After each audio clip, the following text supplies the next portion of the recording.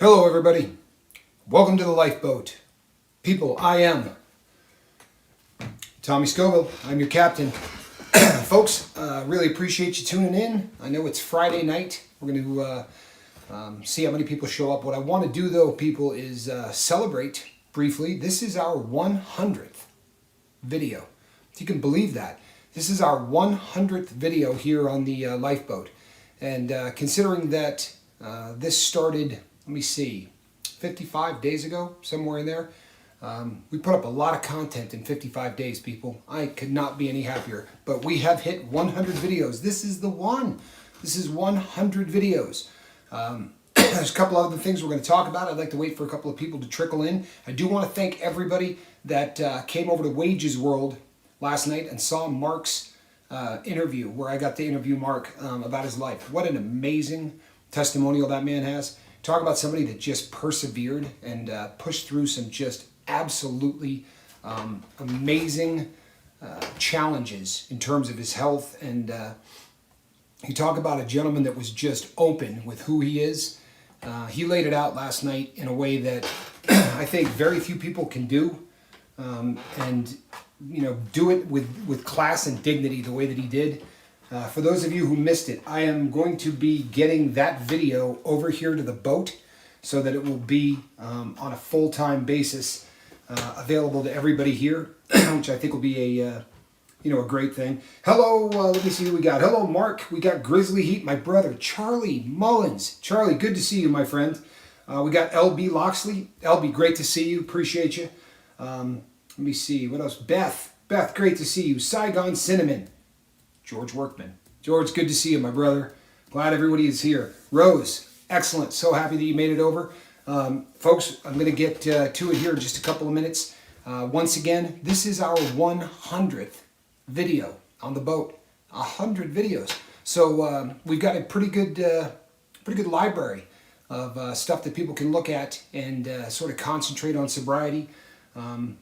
People, I want to hammer home a point. And I'm probably going to say this now on the beginning of each and every video that I do, just to protect the boat and to protect all of us as well. People, I'm a convicted felon, right? I'm a bank robber. I went to prison for robbing banks. I was also made a second trip to prison for illegally selling firearms, basically gun running. Not anything that I'm proud of, but I need to hammer home the fact that that is who you're listening to. I am not a doctor. We're going to talk about a lot of medical stuff. I'm not a doctor. The advice that I give is based on decades of abusing myself with drugs. And these advice is based on life experience. And it is important to me that you get an idea that the advice that I give, it is not supposed to take the place of medical advice. Every once in a while, someone is going to bring up a topic that is something that absolutely needs to be handled by a doctor. And when that time comes, I'm going to make sure that I point that out. But I'm not a doctor. Let's never lose sight of that. Mr. Backdraft, excellent. Glad that you're here. I believe George Workman just said that he's going to walk the dog. You have a lot of nerve, George. No, I'm kidding. Absolutely. Have fun walking the dog. Yeah, you got to take care of the pets. They keep us happy. A lot of research done to just how much animals can sort of bring more to your life. It's a fantastic thing. People, today I'm going to talk about the most controversial issue that I have ever discussed on the boat. I figure since this is our 100th video, and we're all friends here, right? We can talk about things and we may disagree. I am going to ask that everybody in the comment section goes out of their way. Mr. Griffith thought I was a doctor. I'm a doctor of heat, Grizz. I'm a doctor of heat. Yeah, I would like you to go out of your way in the comment section, because there is going to be opinions on what I am about to bring up that are probably about as passionate. How am I doing on sound, people? Can I get a thumbs up on sound? Am I too quiet? Let me see here. Good night from England, LB. Okay, can we get a sound check, people? How am I sounding? Am I coming across clear? Charlie Mullins gives me a thumbs up. I assume that means yes. Okay, Alan Ballantyne, great to see you. Deja, excellent.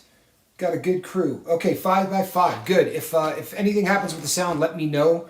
Right now I'm actually running without my microphone, just because I hadn't got it hooked up. It would take 10 seconds to do so. But if you guys have any problems hearing me, please let me know. Yeah, people, tonight's topic is going to be controversial, and there are going to be people who definitely take sides in one direction or another. It is the nature of what we're about to discuss. But I think it's important that it is a subject that we do broach here on the boat. I am trusting that we can have a very healthy debate or a very healthy exchange of ideas. That might be a better way to put it. We don't want to debate anything, but we might have a healthy exchange of ideas and prove to me just how well we can all get along, because this subject is polarizing, and I avoid discussing subjects that are polarizing for the most part. But this one is so germane to what we talk about. This is so much a part of what we do here at the Lifeboat that, Bob, good to see you. It's so much a part of what we do here on the Lifeboat that I figure if this is a subject that we can't discuss and do it as gentlemen and ladies, then then we have a problem. So I want to see some spirited exchange of ideas, but without anybody getting nasty. Because today, folks, we're going to talk about something that is really starting to get legs all over the world, and it may be coming to a country near you. We're talking about legalization of drugs. There are countries now on this planet that have, across the board, either legalized or completely decriminalized every single substance that you can take into your body for the purpose of getting high, achieving some kind of a buzz. And I know most people think, this isn't something that's going to happen in the United States. If the boat was up 15 years ago, and I had said to you, in the next 15 years, there are going to be 15 to 20 states that are legalizing marijuana. And there will even be a state that legalizes marijuana without putting the vote to the people. My home state, the state of Vermont, is actually legalizing marijuana for recreational use. And they're doing so without asking the citizens to weigh in on this. It will not be a referendum. It is just going to be the people in power saying, that's it. From this point on, marijuana will be legal not only for medical but also for recreational use. So don't think that what we're discussing right now is far off for the realm of possibility. Far more than a possibility, folks. It's a reality, and it's happening in a lot of places in the world. There are a lot of places that are discussing the complete decriminalization or legalization of drugs across the board. Now, we're talking about a lot more than pot, people. We're talking about everything from heroin, cocaine, LSD, mushrooms, everything in between, benzos, barbiturates, and it really brings up a lot of fascinating points when you start talking about legalization and what it means. The fact of the matter is that in the United States, the second largest budget that we have, right? The first would be military, obviously. The second largest budget that we have in this country is the war on drugs. I don't know if you knew that, but that's a fact. We spend more money on that than we spend on anything else other than military. And we can't win. Not with the plan that they have. And I don't think anybody can debate that with me. The war on drugs is not winnable. The trouble is it's fundable, right? They can fund it. And our government is very into funding things. As many of you probably know, whether you are a Republican or a Democrat or an independent, in the United States of America, if money given to you from the government, let's say you are the Drug Enforcement Agency, and they give you a budget of, easy math, $1 million, and you spend $950,000 of it, they're going to take back the $50,000, and the following year they're going to give you another $1 million. However, if you spend the entire $1 million, the next year they're going to give you that $1 million plus 15% increase pro forma every year. If you spend your entire budget, the following year you get an extra 15%. What does this do? This ensures that every single one of these government agencies, especially those fighting the war on drugs, spend every single penny of their budget every single year. And they do this by hiring more people, by buying better equipment, all of these things which have done nothing other than run up a massive, huge debt, incarcerate more people on this planet than have been incarcerated any other place in the world combined, right? I've said before, we are a fourth of the world's population, but we're 26% of the population of all people incarcerated. Take this from someone who sat in prison. Everyone in there is in there for drugs. Even if on paper they're not. On paper, when they went around the room and said, what is this person in for? What is this person in for? I was in for bank robbery. People, I was in there for being a heroin addict. I robbed banks not to get rich. I robbed banks to pay for a heroin habit. Everybody in prison in one way or another, with the exception of people that, there are people with screws loose. There are people that do some really, disgusting things. But more than 80% of people in there are in there for drugs. So this war on drugs has not worked. And now it's starting to sink in to the powers that be that it's just simply not working. And they're seeing the benefit to the country for the amount of money that is being spent and being made through the taxation of marijuana, right? There is huge amounts of money going into the coffers of the states that allow legalized pot. The government is now absolutely, whether you realize it or not, running the math of what the tax revenue would be if they decided to just legalize coke, heroin, speed, everything. They would probably do a very similar thing where there would be drug dispensaries, not like a pharmacy, so to speak, because this would be more of like a recreational thing. But it would be very similar to the pot dispensaries that they have now. These questions are on the drawing board. And it's one of those things, people, that when you start hearing it on CNN or Fox News, you're going to need to call your local, representation, right? Call your senators, call your governors, call everybody involved and weigh in on this. They need to hear from the people exactly what your opinion is on whether or not drugs in this country ought to be legalized. Because I promise you, people, they're talking about it.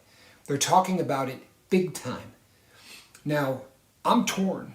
I'm not going to lie to you. I have said before that I'm all about a war on drugs. I'm not about a war on drug addicts.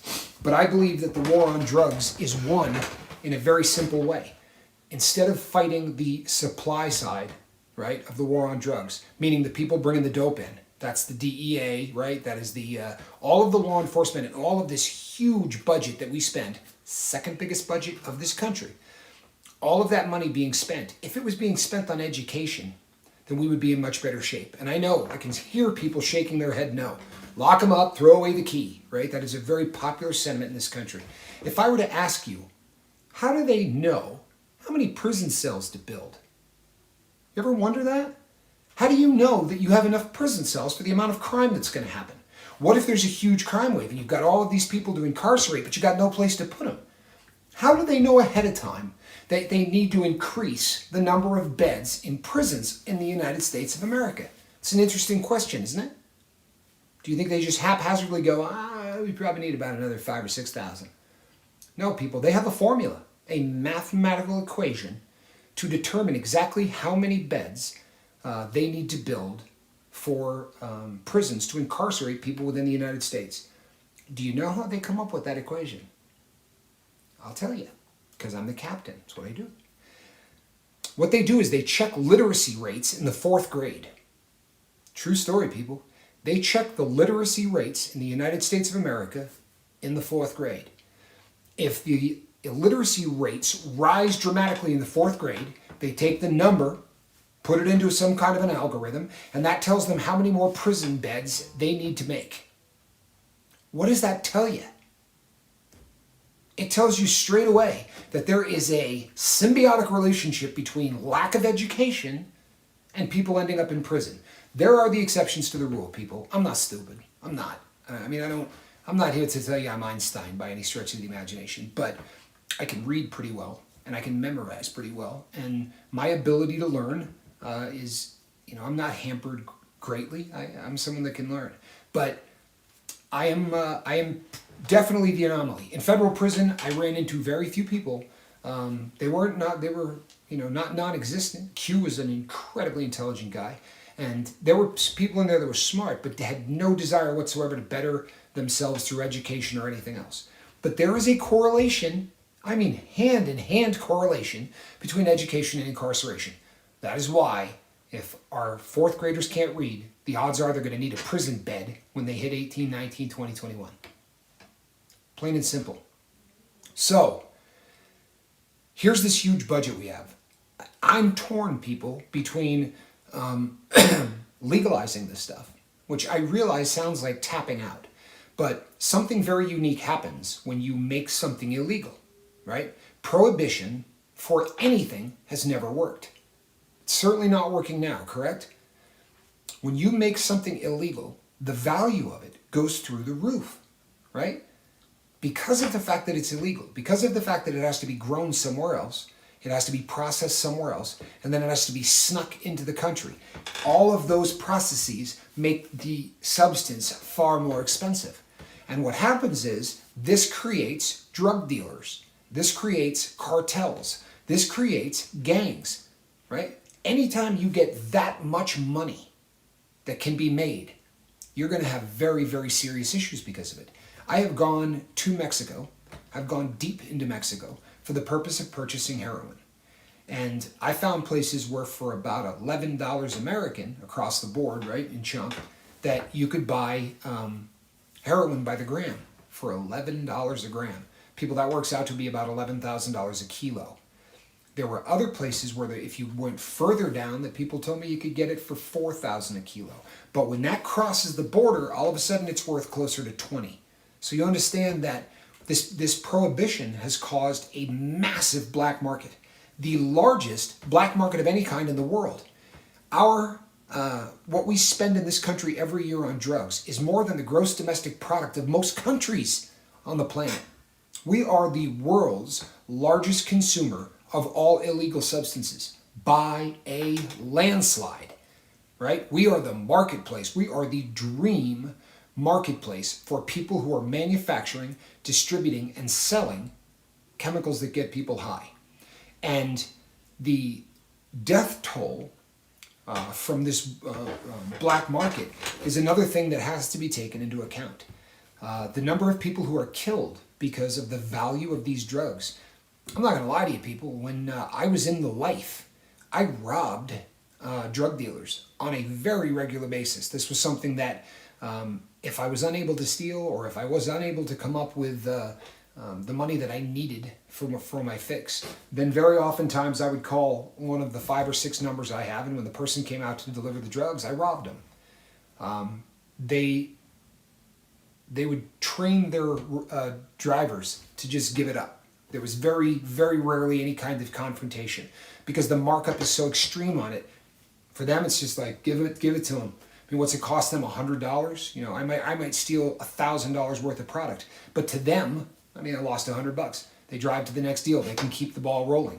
The people who are delivering are in the country illegally. So if I get into a fist fight with the guy and the police come, the car is going to get impounded. That guy's going to get locked up.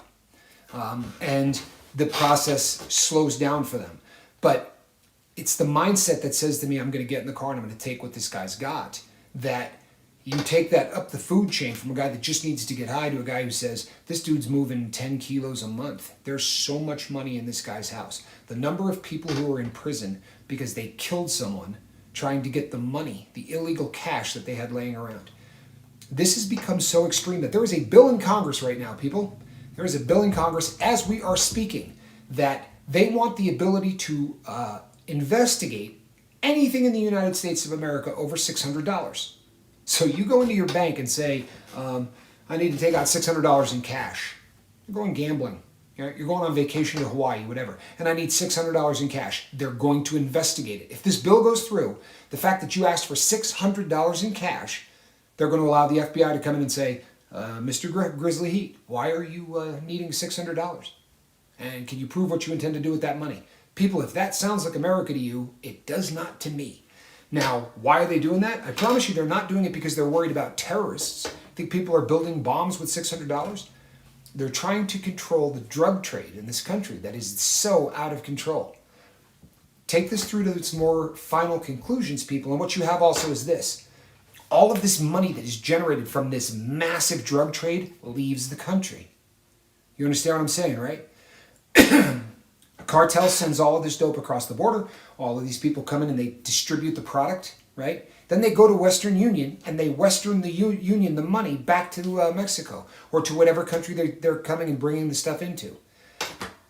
Multiply that by the 50 states and the thousands of cells selling drugs around the United States, the amount of money that is leaving our economy. Keep in mind, people earn the money, right? They get the money, then the money leaves the country. It's never coming back, people. This damages the economy. The impact of what this war on drugs is doing to our country is so much more than zombies walking around, not going to work, not raising their kids, right? The effects of drugs in this country are staggering. Staggering. So much so that they are very seriously considering throwing up the hands and saying, we're tossing in the towel, it's over. Just let them do it. You know, if they want to get high, let them get high. Now, I'm not advocating the legalization of drugs. As I just told you, I am really torn on this. I hate the black market concept. And I hate what the prohibition has done to addicts in this country. The drug addict becomes the enemy. The prison is not filled with massive drug dealers, people. You might think that it is, but it's not.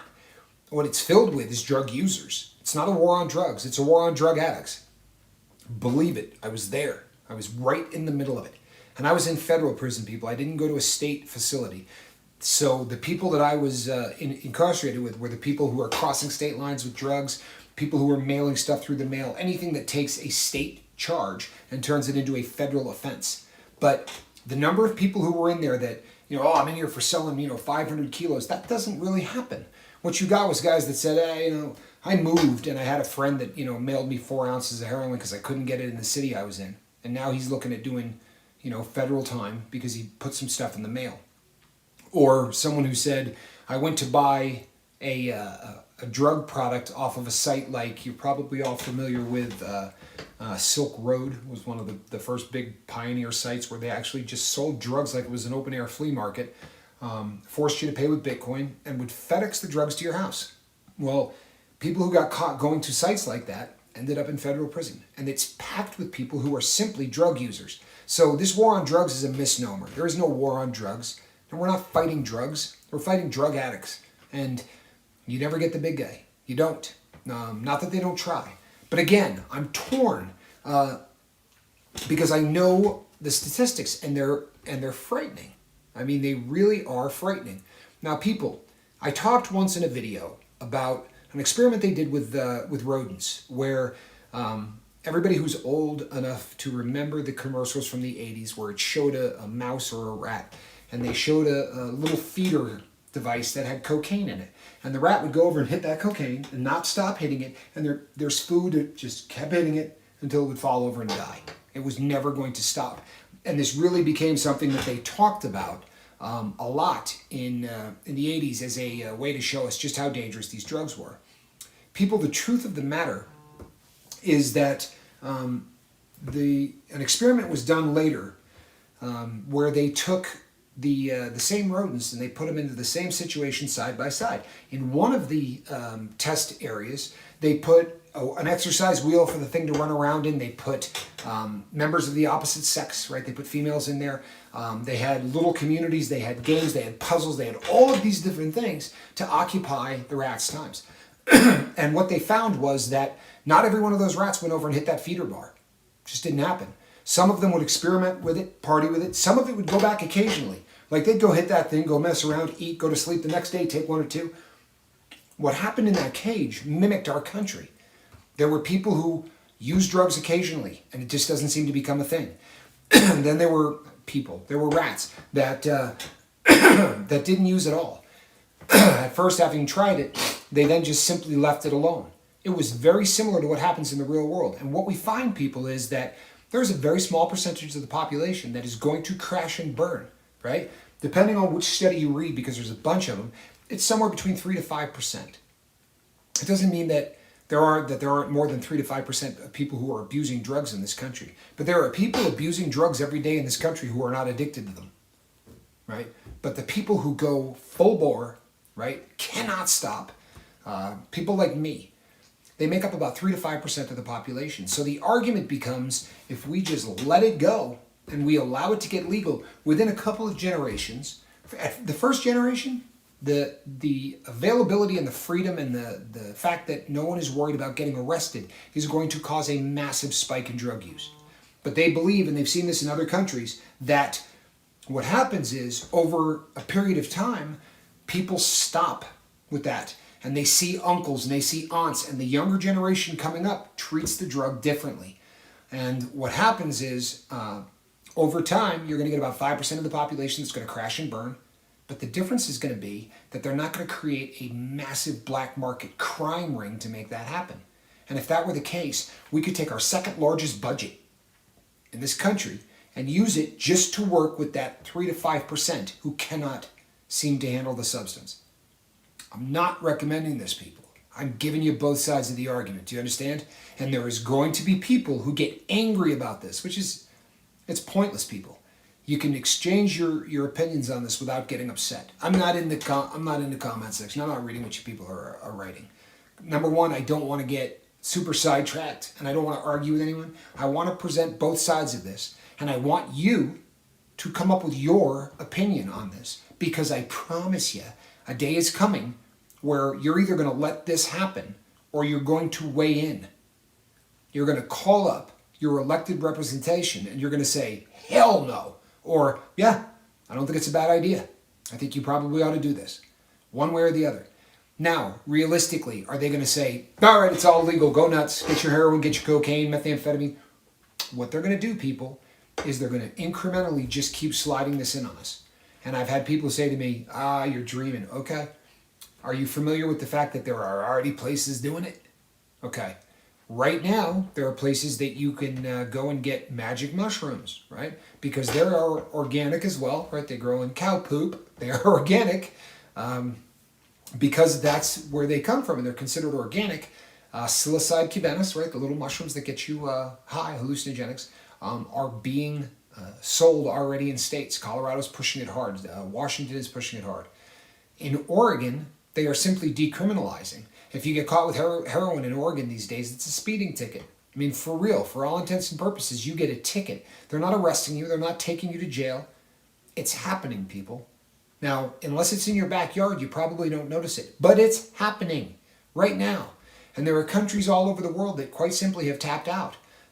There are places in this world where instead of methadone clinics, they've moved to heroin clinics, right? There are places in Canada doing this right now. There are places in Europe doing this right now.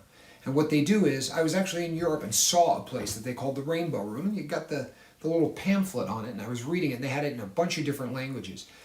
And what they said is, and I'm going to misquote the numbers because I don't remember them, but I'll use numbers for the sake of illustration, and I promise you I'm close. But what it said was that it costs the government about $50,000 a year for every single person that comes through the door to give them free heroin, which they would do twice a day. When the addict goes in the first time, they do what's called a blood trough. They're going to draw the blood. They're going to measure the parts per million, right, for the opiates in the system. That's going to give them a base level. So when the person comes in the next day, they give them a pharmaceutical-grade heroin, diacetylmorphine in liquid, in a needle. Here you go. The person does it right there, leaves the needle, walks out. If the person can't find a vein, a doctor or a nurse will help them do it. 8 hours later, the person comes back and gets the second dose of the day. Comes in, does the same thing, goes home. And a very odd thing happened. With methadone, they had about 20% of the population that ever got jobs. With heroin clinics, that went through the roof. There was about 20% of the people that didn't go get jobs. And another thing was odd was, over time, these people actually went to programs and said, I would like to get off of this. Is there something you can do to help me get off of it? People, I'm not advocating for this. I'm giving you something to think about because it is coming. And it has been suggested in New York. In upstate New York, they have already put this, the heroin clinic concept, they've already put it into the legislature. It didn't pass, but it's going to keep getting pushed. So what happened is, at this Rainbow Room, it said $50,000 a year to pay for this, and we pay for it out of the tax dollars. So you think to yourself, why would they do that? Well, because they found that every person that did not come through that clinic, who was just let loose to be an addict in the city, cost the government about $100,000 a year. lost productivity, theft, court costs, incarceration, all of those things added up. And they quite simply looked at it as a business equation and said, we'd be better off just giving these people $50,000 each to take care of them for a year than having them cost us $100,000. To them, that seemed like good math. Whether or not you think that's good math is completely up to you. But I want you to think. This is something that I really want you to think about.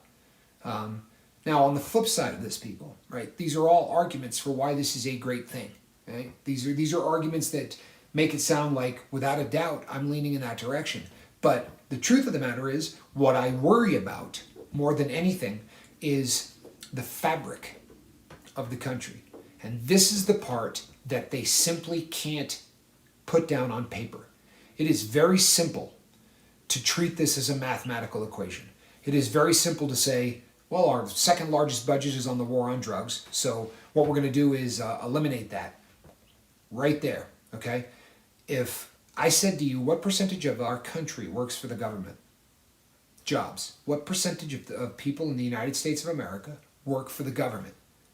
Well, currently it's approaching 50%. 1 out of every 2 people in this country have a government job. That's huge, right? Okay, so if you were to say, we're going to get rid of the second largest bureaucracy in the United States of America, do you realize the number of jobs that would be eliminated? Where do all those people go? If you're a drug enforcement agent officer, where do you go when they legalize drugs? So this is something that needs to be taken into account. Sure, we're going to save a massive amount of money in terms of funding these things, but we're going to be losing a tremendous amount of revenue because we tax those people back the money. Those people spend money. Those people stimulate the economy. That's a lot of jobs, folks, that are going to be gone. Now, the money that is saved, a lot of that would have to go into programs to help all of the people, especially in the first and second generation, who are going to become very hopelessly addicted. The overdoses and all of the things that are going to happen, because if and when they do legalize drugs across the board, there's going to be a spike in its use. And that spike is going to be massive. In the beginning, I don't think it would last, I really don't. But in the beginning, you're going to see that spike. And these are arguments that really make you wonder how bad an idea this is. But the one that really starts to grate on me is I am, for lack of a better way to put it, someone that is have been so immersed in the drug culture, right? I've been around it when it's manufactured. I've been around it when it's smuggled, when it's sold. Every drug you could think of I did, except unless it's brand new, I abused all of them. And what I found, people, is even in situations where people did not need to commit crimes in order to support their habit, when you get a large group of people who are all starting to use substances on the regular, right?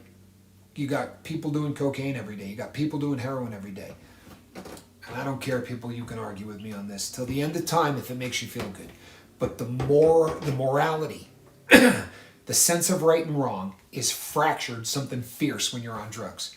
And I'm going to have people who go, now, people, I stood at the door of a bank and walked in there to get the money. That's not me. Do you understand? That's not me. But I did it. And I did it more than once, right? Selling guns, that's not me. But I did it, and I did it more than once. I lived a life. That you can't imagine how rotten it was. You can't imagine what an awful person that I became. Even if you don't have to commit crimes in order to get your drugs, even if the drugs are given to you, the soul, the moral fiber of an entire country doing drugs is going to be dangerous. And I'm going to hear from people who go, oh, it's so much more peaceful when people... You know what? You get 6 or 7 people around to smoke pot. Sure, people lose ambition on weed to the point where you fight. Now you're going to fight. There may be some more loving, kind feelings from people that smoke pot. But we're talking about meth, right? We're talking about coke. We're talking about heroin. We're talking about stuff that ain't weed, right? As far as the legalization of weed goes, it's done. Right? It's a foregone conclusion, in all honesty. At this point, it's just a matter of time before it goes across the entire country. It's going to happen. So that's not what I'm talking about. I'm talking about legalizing the hard stuff. because that's what other countries are doing. There are countries that just say all of it. And some of them have done this. They say it's not, you'll never arrest somebody for it. But places like, I want to say it's Uruguay, but if you get caught with more than 28 grams of, say, cocaine, they will arrest you, so to speak, take you down and give you a citation and tell you you have to show up and see the judge in the morning. Turn you, release you, and let you go. With your drugs, by the way. You can take them.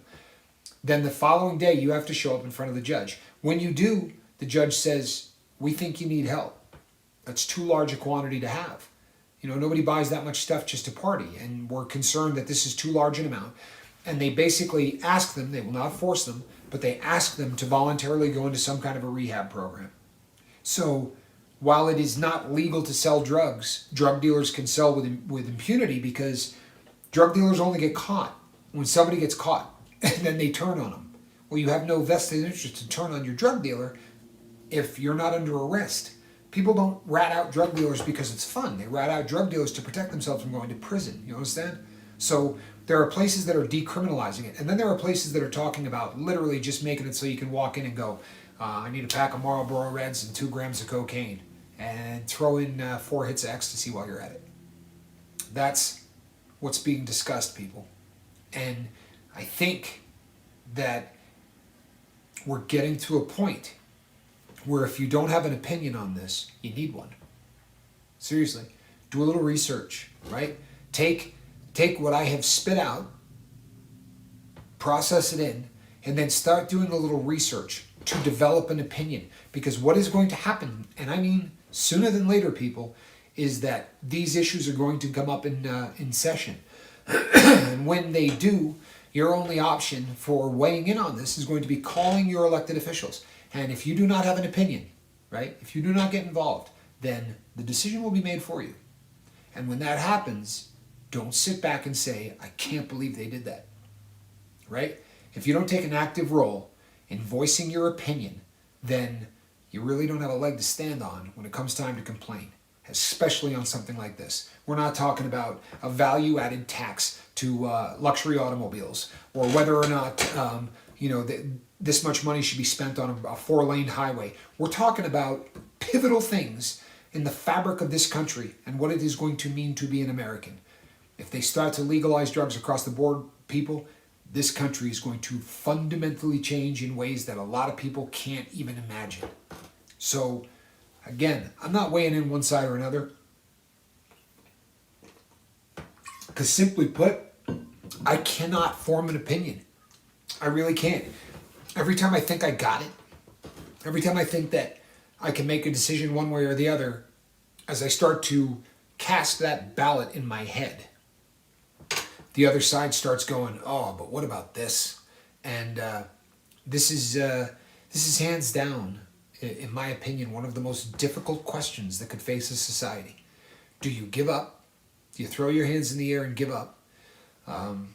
And just allow it to be legal so that we can get away with this, get away from this awful black market. You know, make the drugs so cheap that people don't have to steal for them. Take the allure away from drugs. You know, the fact that they're illegal sounds stupid as hell, but the fact that they're illegal actually makes them so much more desirable to a lot of people. It's that we're doing something wrong, right? It's this little fraternity of people that all get together and have the ritual of, you know, we're breaking the law, we're rebels. You know, there's a lot of that goes on. But again, as you start thinking, boy, it would be great if we did away with that or anything else, it's that fabric issue, people. It's how it starts to tear apart at the seams in the fabric of this country.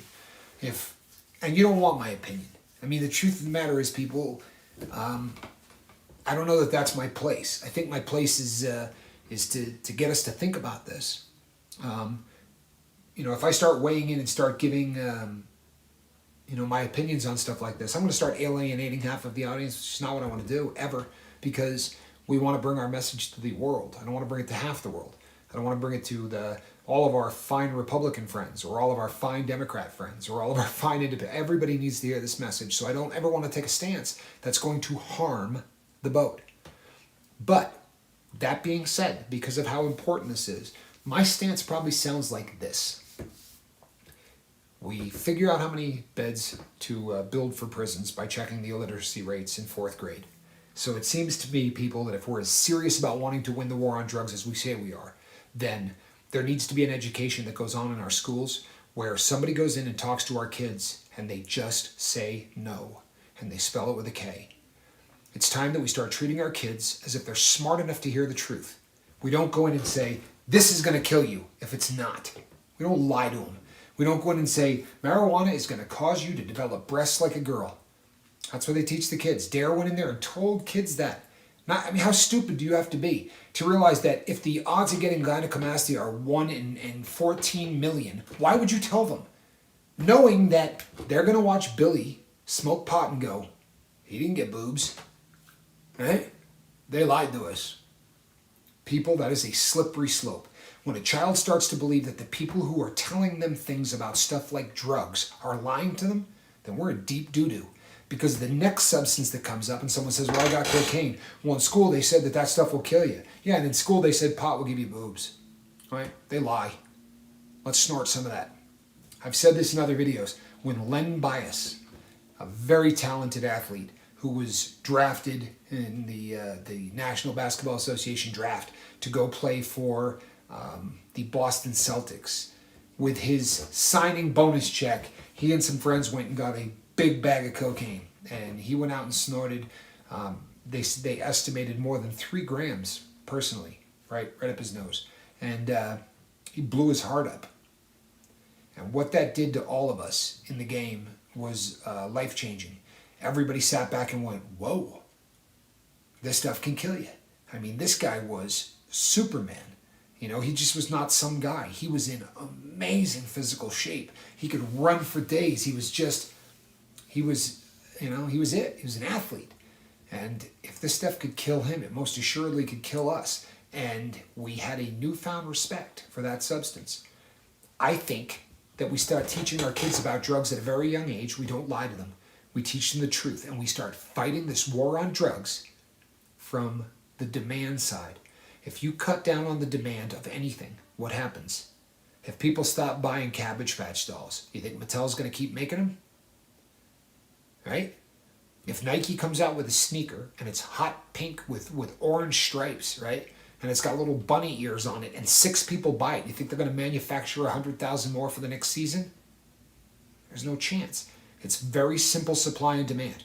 If we can cut down on the demand, if we can get one generation that just says, I'm not doing this, you watch how fast they'll find another place to peddle their poison. It's really pretty simple stuff. And we get bogged down with the idea of how do you do that across an entire society? You don't. You don't. You keep your kid off drugs. You keep your kid off drugs. And if we just had an army of parents that said, not my kid, right? And took such an active role in making sure that their child did not get high, that's winning the battle in the war on drugs. And anyone who's read Sun Tzu, right? You win enough battles, the war's over. Right? We don't have to fight this as this massive, thing where we're sending agents into other countries to infiltrate the cartels and where they're manufacturing. I just shut it down and put up another one. The demand, the money is so huge, people. There's no way anyone's going to stop. You can't blame them. I'm sorry. They're in countries that don't have opportunity. I could go and grow papaya, right? And on a field that goes from here to Southie in Boston, I can make about $400,000. Or in a room this size, I can start growing heroin and I can make $1 million. I mean, what do you think they're going to do? Can you blame them? So as long as that is taking place, how do you fight that? How do you fight someone who's willing to die for the opportunity to make money? You take away their market. You take away where they can sell it. And you do that one kid at a time. People, I swear to you, the original goal of doing this show was to just try to save a couple of kids.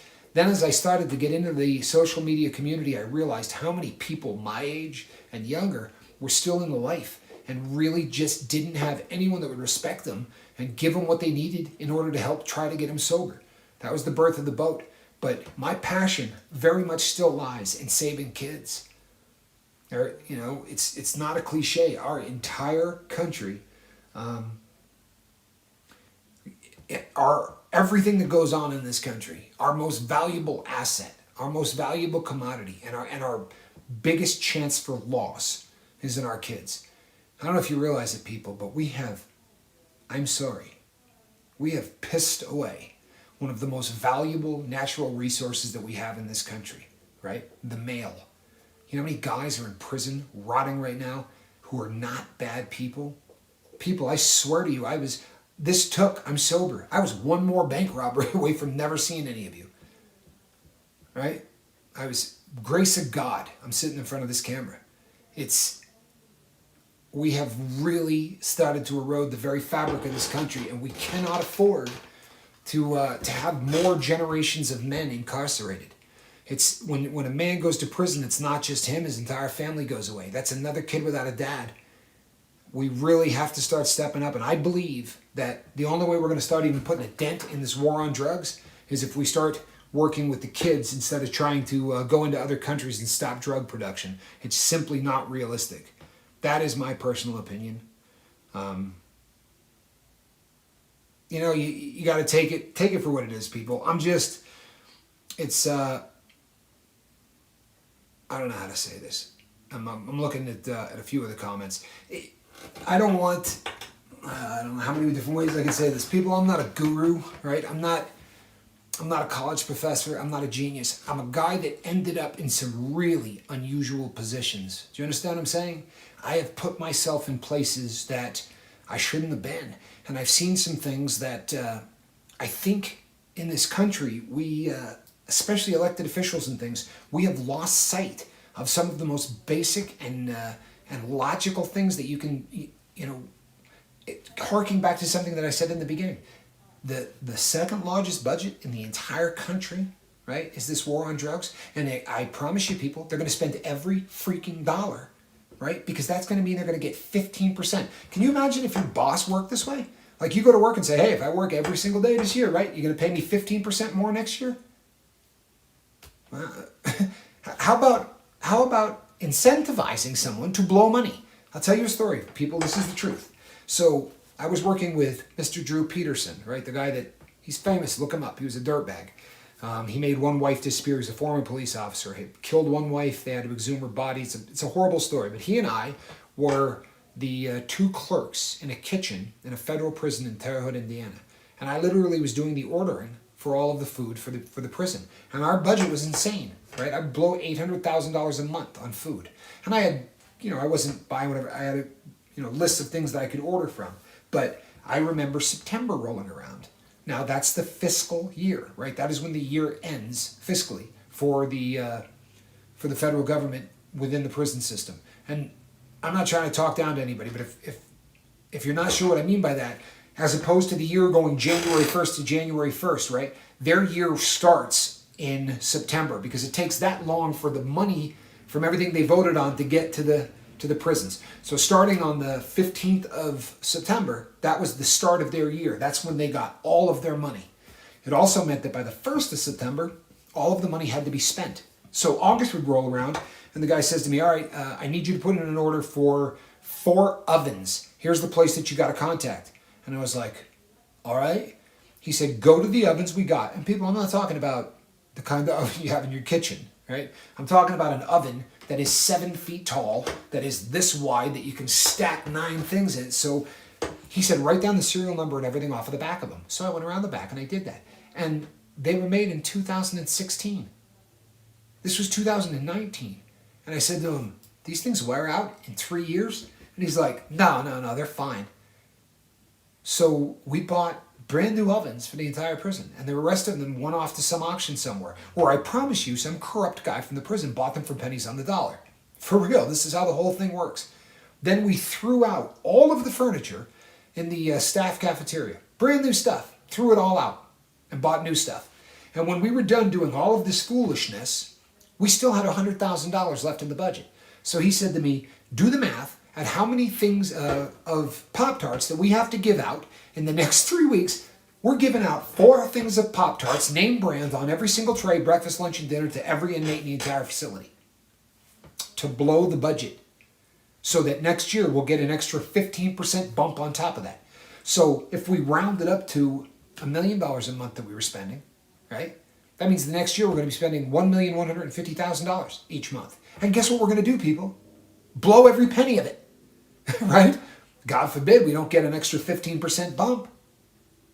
Are you hearing me? Does this make any sense to you? I don't care if you're a Republican or a Democrat, right? Both parties are doing this.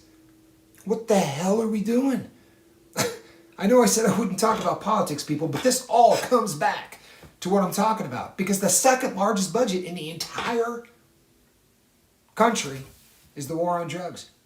And we haven't even made a dent. Give me one victory, right? You're all intelligent people. Give me one victory we've had in the war on drugs. You know what the fastest growing drug in popularity in America is? Heroin. How are we doing? Huh? Are we killing it? You go back to the 70s when guys were dying on the street corner, left and right. It finally went away, right? And heroin was gone and people said, thank God. There was still a segment of the population that did it, but we got through the heroin days. Then the 80s came along and that cocaine thing and the crack and everything went nuts, but thank God the heroin thing was gone. No, man. No. Now it's back and it's 10 times worse than it was. 10 times worse than it was. Where have we had a victory in the war on drugs? Where have we made a dent in the war on drugs? The fact that when I started doing heroin, it was $300 a gram, and now it's $30. You have any idea what that says about the war on drugs and how bad we're losing it? The price is going down because there's so much on the street, right? We all took some kind of economics course in our life, even if it was in high school, right? Simple supply and demand. If you got way too much of something, what happens to the price of it? It drops, right? If you take a store, if they got 5,000 cases of Coca-Cola, you think they're selling it for as much money as they can get? They're trying to get it out of there, right? They'll sell it for 2 pennies profit. They got to get it out the door. That's what's happening with drugs in our country. When I moved to Reno, Nevada, an ounce of methamphetamine was $1,600, right? That's 28 grams of meth was $1,600. And it wasn't fantastic in terms of quality, but that's what you could get. Now, the quality has gone up, and it runs about $240 to $250 an ounce. Do you know what this says? It says that we're not losing the war on drugs. We lost the war on drugs. It's over. For real, people. You don't get it back at this point? You think we're going to come up with this massive idea to keep this stuff out? There's no chance on God's green earth. So the question becomes, what now? Right? Tell you what, this is my recommendation to you. Win the battle. Right? Win the battle in the war on drugs. Just keep your kids off it. If you can raise a drug-free child, does it really matter how bad the war on drugs is? It doesn't to me. I know that's a crappy thing to say because I'm here and I'm fighting it and all that, but in my heart, it's about my daughter and my son. If my daughter and my son get through this life without becoming addicts, I won. I won. Now, everybody else's daughter and son that I helped, or anybody on the boat that I was able to help get sober, that's where my heart is, right? Seriously. It's my girlfriend, it's my wife, it's my mission, it's everything that I do in life. It's right here. Nothing in the world means more other than my family, right? This is it. This is why when the debate comes up about helping people or not helping, I don't have a choice. It's great that somebody can say, I'm not risking it. This is not a choice for me. This is what I have to do. I've seen it. I don't know how you could see the things that an addict has seen and then just be cool with it. But I will count it a victory if my son and my daughter, walk down the aisle and when they're closing the casket on them, with the grace of God, about 110 years from now, when they're closing the casket on them, that they got off of this planet sober, lived a good life without drugs. Can you ask for anything more? I got to speak at some schools back in the day, basically putting this together, doing some test marketing and really treating it like a business concept, even though we weren't trying to make money.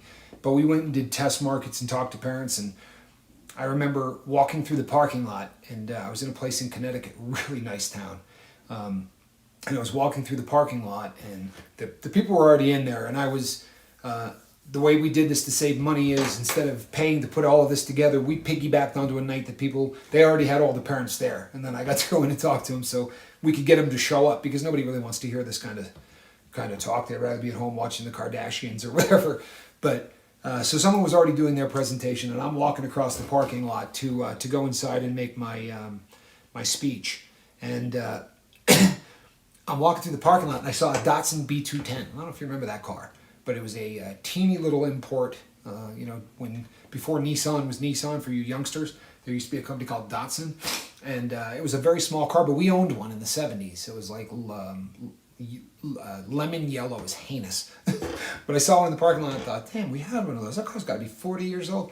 And as I kept walking, I saw a gull-wing Mercedes-Benz from the 60s, like the real, for the 50s, for the real deal, $1 million car at the wings were, and then saw 2 Ferraris. I'm like, this parking lot is ridiculous.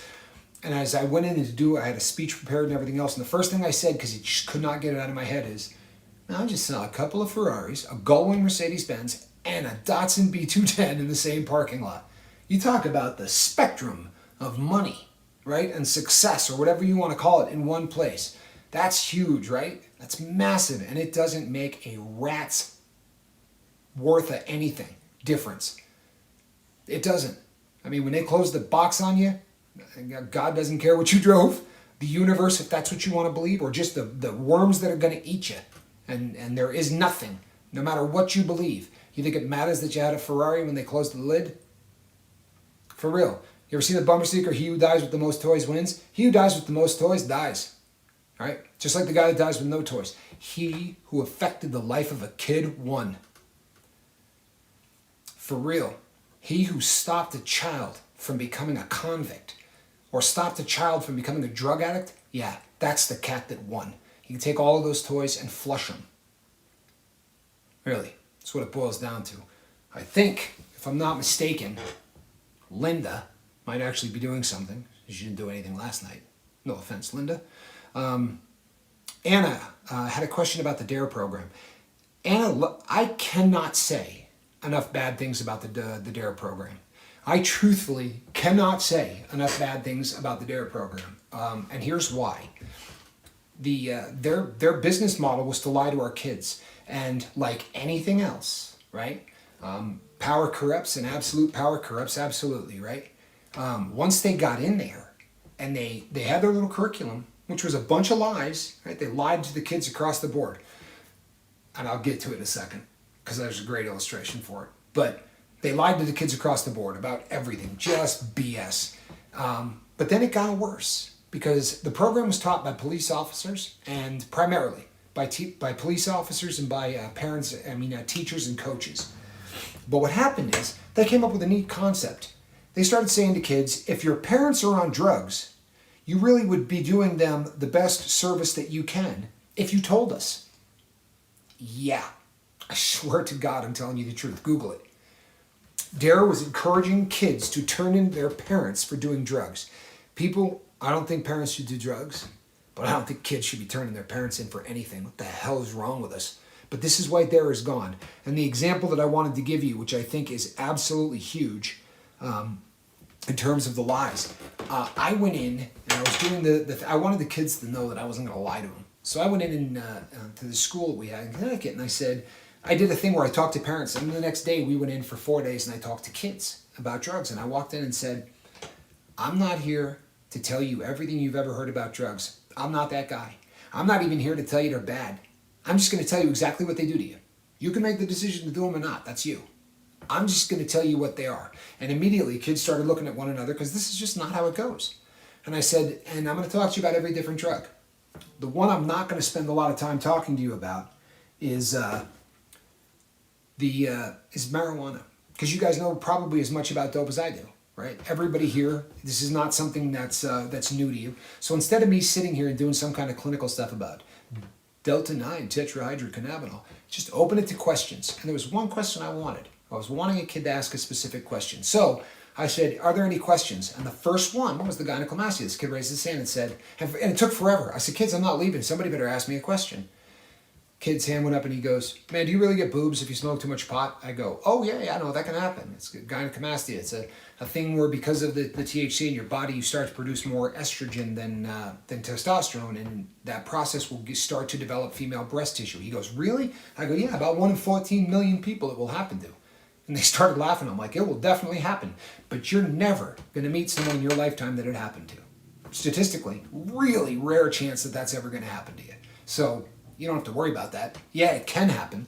But if they told it to you as if it's going to happen, no, they lied to you. And the look. I mean, they all started looking at each other like, the hell's he talking about, right? He's not going to, they expected the lie. So now hands are popping up.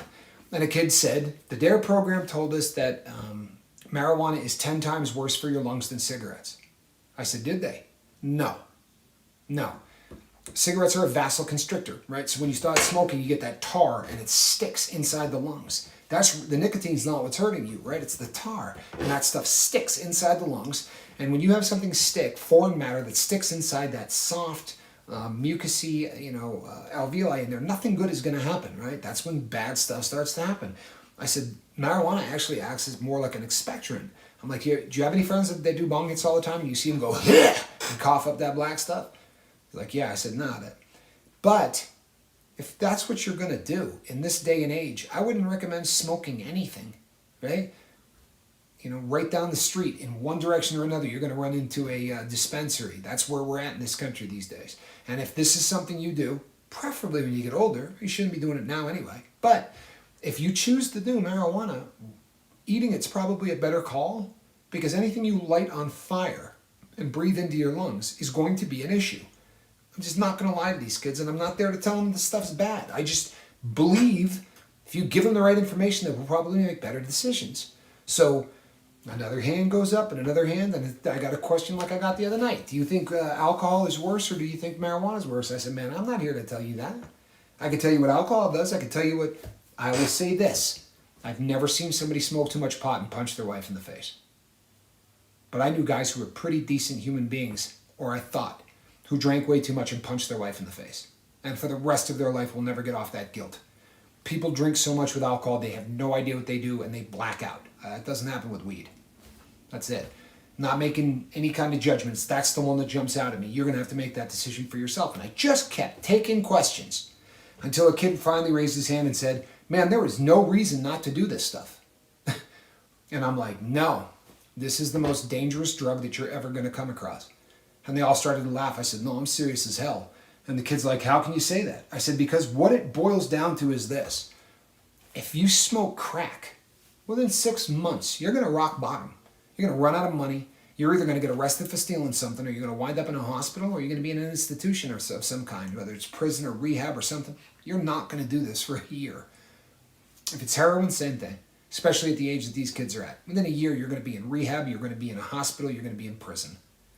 Or, depending on the drug. If it's methamphetamine, because they don't sleep, they tend to find ways to come up with stuff, and the meth addict might keep that going for a year, 2 years, but you're going to hit rock bottom, guaranteed. Pot smokers can smoke pot for the next 60 years and never hit rock bottom. And because of that, they end up with these amazing dreams, and they come up with these cool ideas, and they don't do a thing about it. I said, raise your hand if you got a uncle who lives in grandma's basement who plays video games all day. And like 15 hands went up, and the whole place started laughing. And I said, that is what makes pot dangerous. You understand? There's a reason that your uncle is in mom's basement playing Super Nintendo at 50.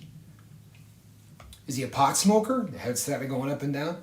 And now I got a room full of kids who realize I'm not going to lie to them. So when I say to them, oh no, heroin can kill you, and if you mix it with benzodiazepines, it's going to kill you, they're going to take it seriously. But since they already know about weed, if I'm going to BS them on that, why would they believe me on the other stuff? DARE did more damage than it did good. I promise you, DARE did more damage than it did good. It's an awful, awful thing. And that's the reason, look man, as bad as this government is at doing almost everything they do, whether it's a Republican or a Democrat in office, I'm not casting aspersions on a party, but as bad as our government is at making a good decision, they kicked DARE out of high schools. What does that tell you? Right? Awful. Awful. But I'll tell you something. As parents, if you let your high school educate your kids about drugs instead of you doing it, man, don't be shocked at what happens. For real. If you're going to take the most important thing, and I promise you, you think this is more important than getting a driver's license? How much time do we make a kid put in on a learner's permit before we'll let them take a driving test. But we say to them on drugs, say no to it. Don't do it. Just don't do drugs because they're bad for you. That's what they get. Pretty wise, isn't it? Seriously, pretty wise. That's the thing to do. Man, if you're not taking massive amounts of time to talk to your kids about drugs, then you're screwing up. And I've had so many people say to me, well, it's just so hard to, start a conversation. I don't even know where to start. You don't? Put on a movie. I don't care which one it is. Put on a movie. There's a 50% chance that there's going to be drug use in that movie.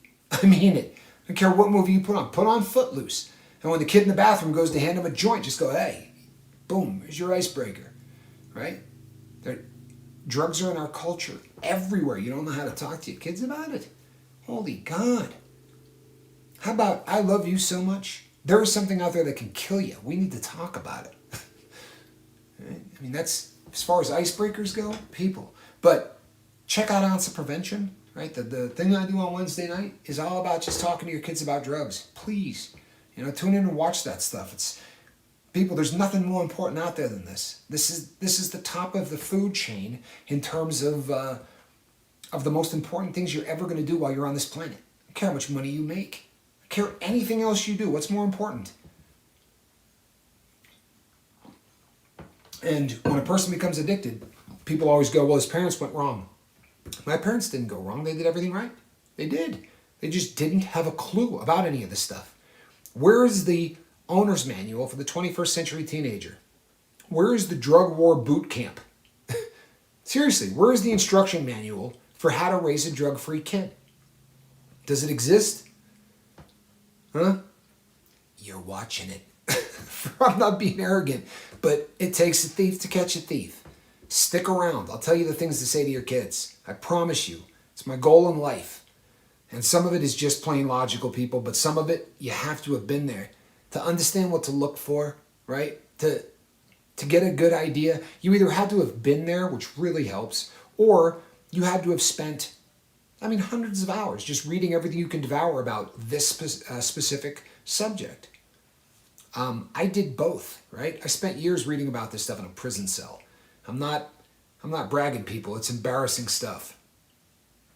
But at least I use my time wisely. You know what I mean? And it's not a religious channel, right? I'm telling you straight out that my higher power, what I believe in, is what drove me to do what I do. You don't have to believe in my God, and you can mock me quietly for believing in a God. But my religious belief is the reason that I'm here. Because I don't want to face my maker and tell him that I peed away 45 years of my life. But if I can go there and say, boy, I really did pretty good stuff with all that wasted time, right? That was my education so that I could leave the earth a better place than I found it. Look at what I did from then on. So when people say, you don't have to make a video that day, you're feeling sick or whatever, people, 45 years I wasted. You think I'm wasting a day? You know how many times I've talked to people within this crew, my inner circle, so to speak, of people here, where I said, I am going to head out right now to catch the sunset. People call me from different time zones, or the sunrise, and they catch me at 5:15 in the morning, and I'm awake, and I'm going outside to watch that sun come up.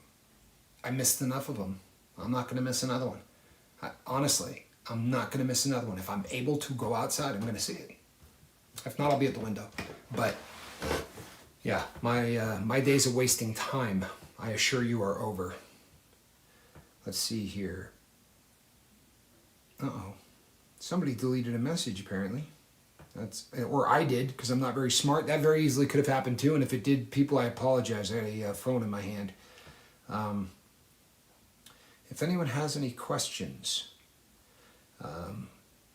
I'd be more than happy to answer some of them. People, also, I will apologize for going off on the world's largest tangent. This is a subject that is, it's probably painfully obvious by this point, is pretty near and dear to my heart. This is it. This is my life.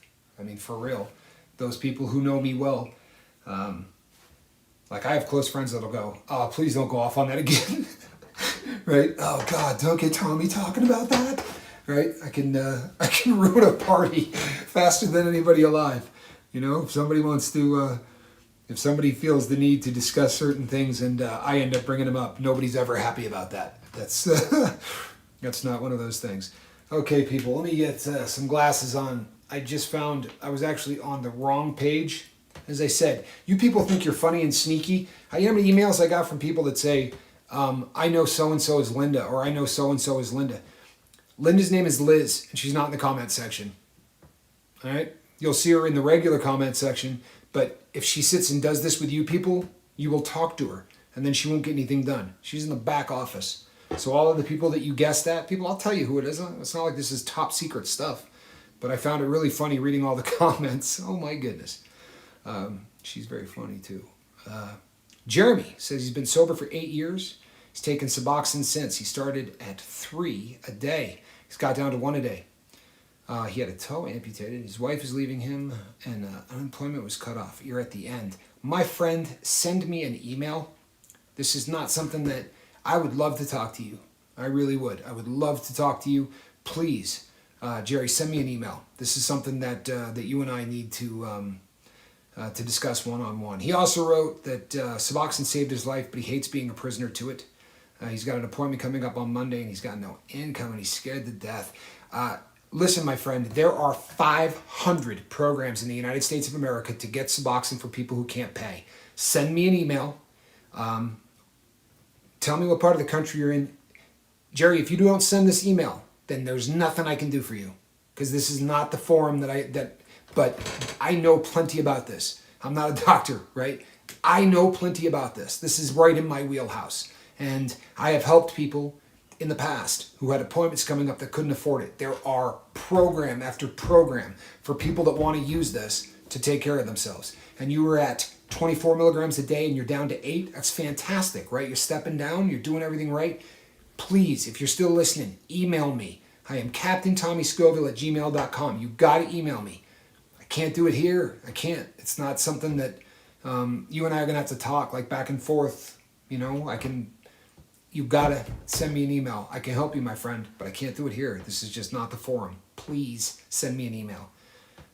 Yeah, don't let the money thing. I promise you, you have no idea how many places will help you pay for that. There are so many programs, and I'm going to say this for a bunch of people, right? I will say this because and you're in Jersey. All right, Jerry, I'm going to say this to everybody across the board because this comes up all the time. People say, you know what? It saved my life. I hate being on it, though. I hate being on it. And I'll ask you when we're one-on-one for you and me, Jerry, but I'm asking the world. Ask yourself why you hate it.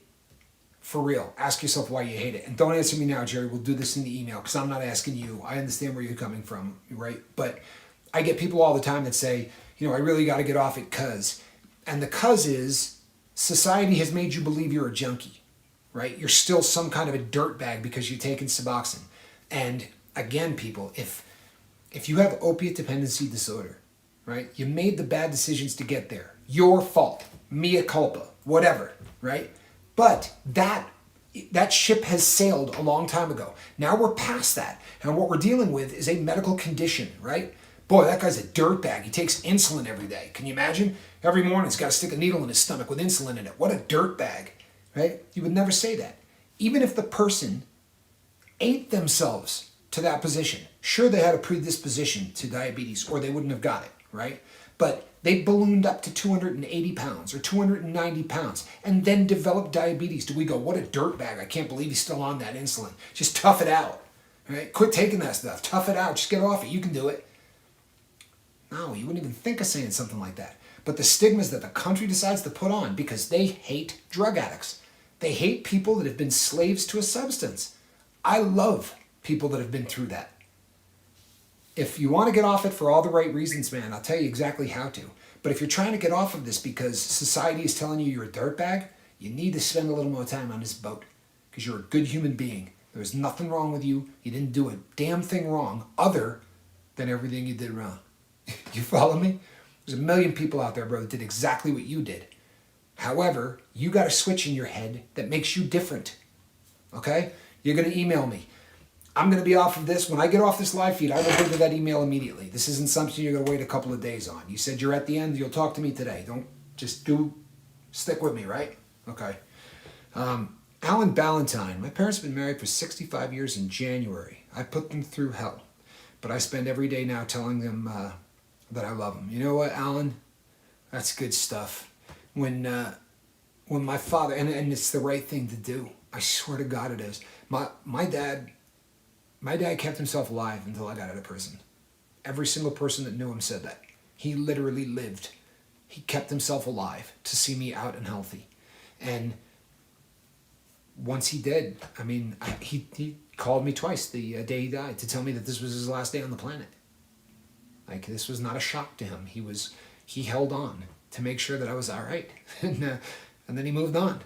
But I got to say everything that I wanted to say. And we owe them apologies.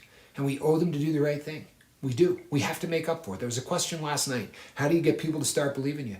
If you drive by the house and trash needs to be taken out and you don't stop and do it, you're not telling anybody you're any different. Live a different life than the one that you lived. If you were a guy that never went over and helped, go over and help. If you were a guy that never once mowed their lawn, mow their lawn, right? It's pretty simple stuff. That's why I have people make a list, right? Make a list of who you are and who you want to be. On that list, put, I want to be someone that makes my parents proud. You'd be really surprised how easy that is to do. For real. Do the right thing. And then do the next thing. You feel me? Do the right thing and then do the next thing. You mow the lawn and you think, boy, I really helped them out. What's the next thing? Right? Don't pat yourself on the back too hard. It's what normal people do. They go and take care of their parents as they get older, right? Don't give yourself an Academy Award for mowing the lawn. You did the right thing. Now do the next thing. You know, since coming back to Nevada, there's nothing in my mom's house I won't do.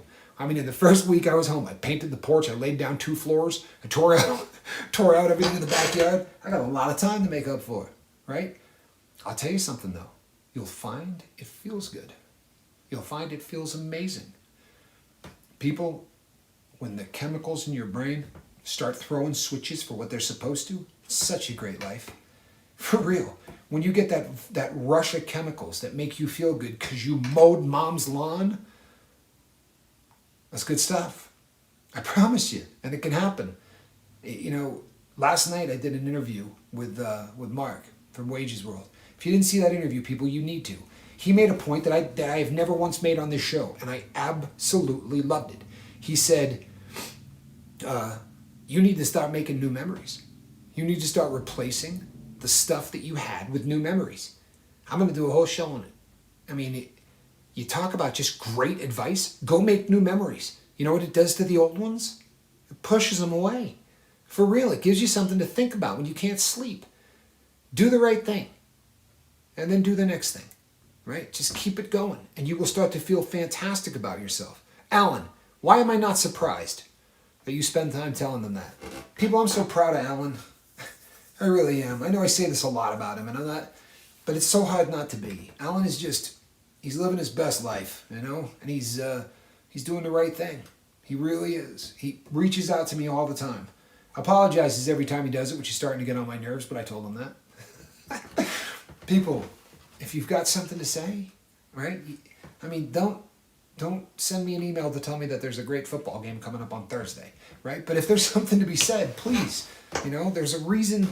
I very easily could just have a private email, right? If I have an email and it's called CaptainTommyScoville@gmail.com, you might think I'm looking for emails. I don't know. It's kind of logical. I'm just saying.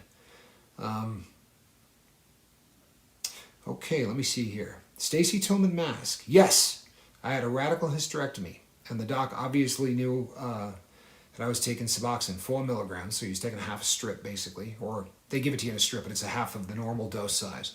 And they gave me a Norco. Oh, God. Passed in and out of consciousness for 12 hours until an anesthesiologist checked. I'm terrified of getting hurt. The docs around here are ridiculous. No clue how to treat those still. People,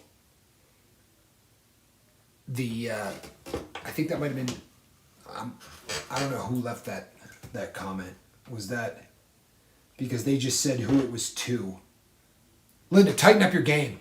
All right, I'm not exactly sure who responded to that, but people, if you're taking Suboxone, you cannot take an opiate. And there are doctors out here for whatever reason don't seem to get this. I had a long conversation about with somebody on the phone about this today. People, if you go to your family doctor, let's say you've been going to the same doctor for 20 years, and he's been the family physician that entire time, and you go to him and say, "Hey, I'm trying to get off of opiates, so I would like you to help me out with this. Can you write me a prescription for Suboxone?" They can't. How's that? A doctor in the United States cannot write you a prescription for Suboxone unless they have had training specifically on Suboxone. So when people say, well, it's just like this opiate or it's just like that. No, it's not. This drug is so unique. It is so unique. There is nothing else like it. There really isn't. Which is why you have to go and get a completely different, set of training and education just to be able to write a script for it. But it does not play well with others. You cannot take Suboxone or take a Norco, which is just hydrocodone. It's the same thing as Vicodin, except it's got less acetaminophen, but it's the same drug. But you can't take any of that. The reason is, for obvious reasons, right?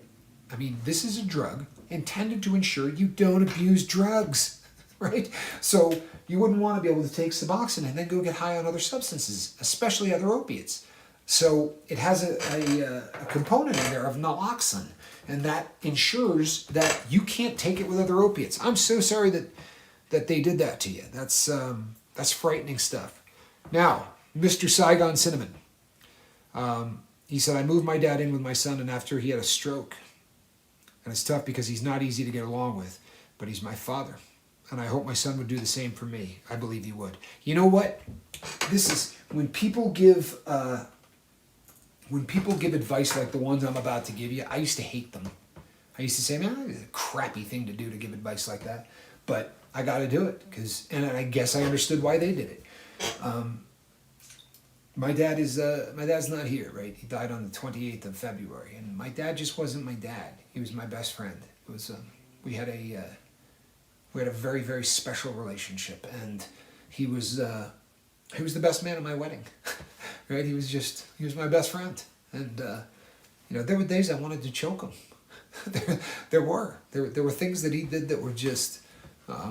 Especially as he got older. My dad was one of those guys, and he said to me, "When I'm gone, you better make sure that you don't turn me into a saint." He used to talk about it all the time, actually. And my dad we lived in the middle of nowhere in Vermont. But if we got to the bottom of the hill from our house, and we went to take a left, and my dad had to wait 30 seconds because the car was coming in the other direction, he would say some version of something like this: "We live in the middle of East Nowhere.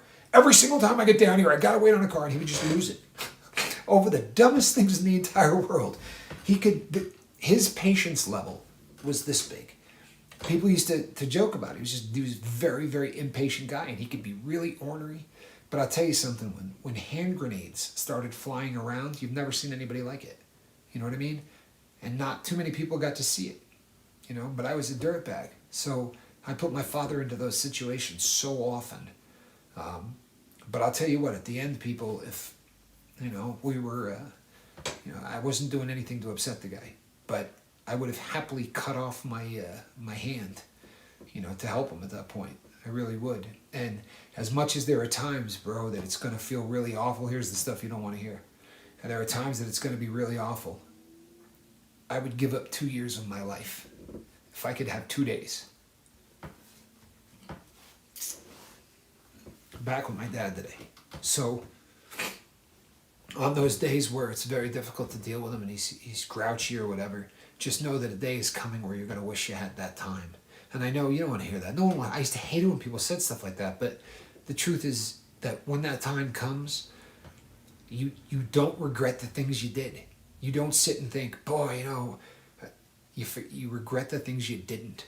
I regret the times that he asked me to do things and I didn't go do it with him because I had something to do or whatever. Those moments haunt me. Because there's nothing I wouldn't do right now for one more day with him. So I think it's solid as hell that you're taking care of him, though, man. I really do, and it's going to leave you a better person. It really is. And what you're doing for your dad, even if he doesn't seem appreciative, I promise you what it's doing for him is incredible. Another thing is, the older people get, the more they revert back to kids. I swear to you, it's the truth. You see people in their 90s in nursing homes, and the only difference between that and the daycare center is the fact that the appearance is so much different, but they'll argue over a crayon. They really start to revert back to to who they were as kids, and they require a lot more patience the older people get. You know what I mean? It really is the case. I think you hit that sort of sweet spot between about 30 and 50, and then we all start, we slip a little bit. We slip a little bit every day, but I'm not lecturing you, bro. I'm not. You're one of the coolest people I ever met, and I can tell just by our correspondence that you're a really caring guy, almost to a fault. And your kid will take care of you. You know why? Because stuff like that's learned behavior. For real. Being good to your parents, being good to women, right? Learned behavior. And on the flip side of that, the bad behavior is all learned behavior too. Nobody wakes up one day and says, I think I'll be a wife beater. I'm not trying to be a jerk, but it's the truth. That's something you learn from your father. And it's awful, but it's the truth. And anytime somebody can break that cycle, they are a hero. Every single award in the world, they should get an Academy Award or get a Grammy, get everything. If you're one of those people that was raised in a home like that and said, it's never going to happen in my house, you're a hero. A hero, right? Those are the people that make the world go round. And my hat's off to all of them. Actually, no. I give you all the respect in the world, but this hat's never coming off.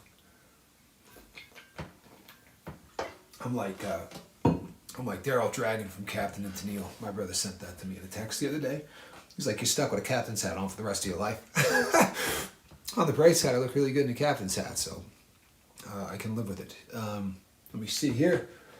Speaking of getting older and slipping, it's funny, the lenses of these things wear out after like 6 months. Then I got to get a different pair. It's odd. Chris Cagg says, I do have cravings to drink. Should I cut the friends off that still drink heavily? Here's the deal, Chris. It really depends on what you mean by cut them off. And this is going to sound funny, right? Because this debate came up a while back. If they're going to threaten your sobriety, don't have them around. For real.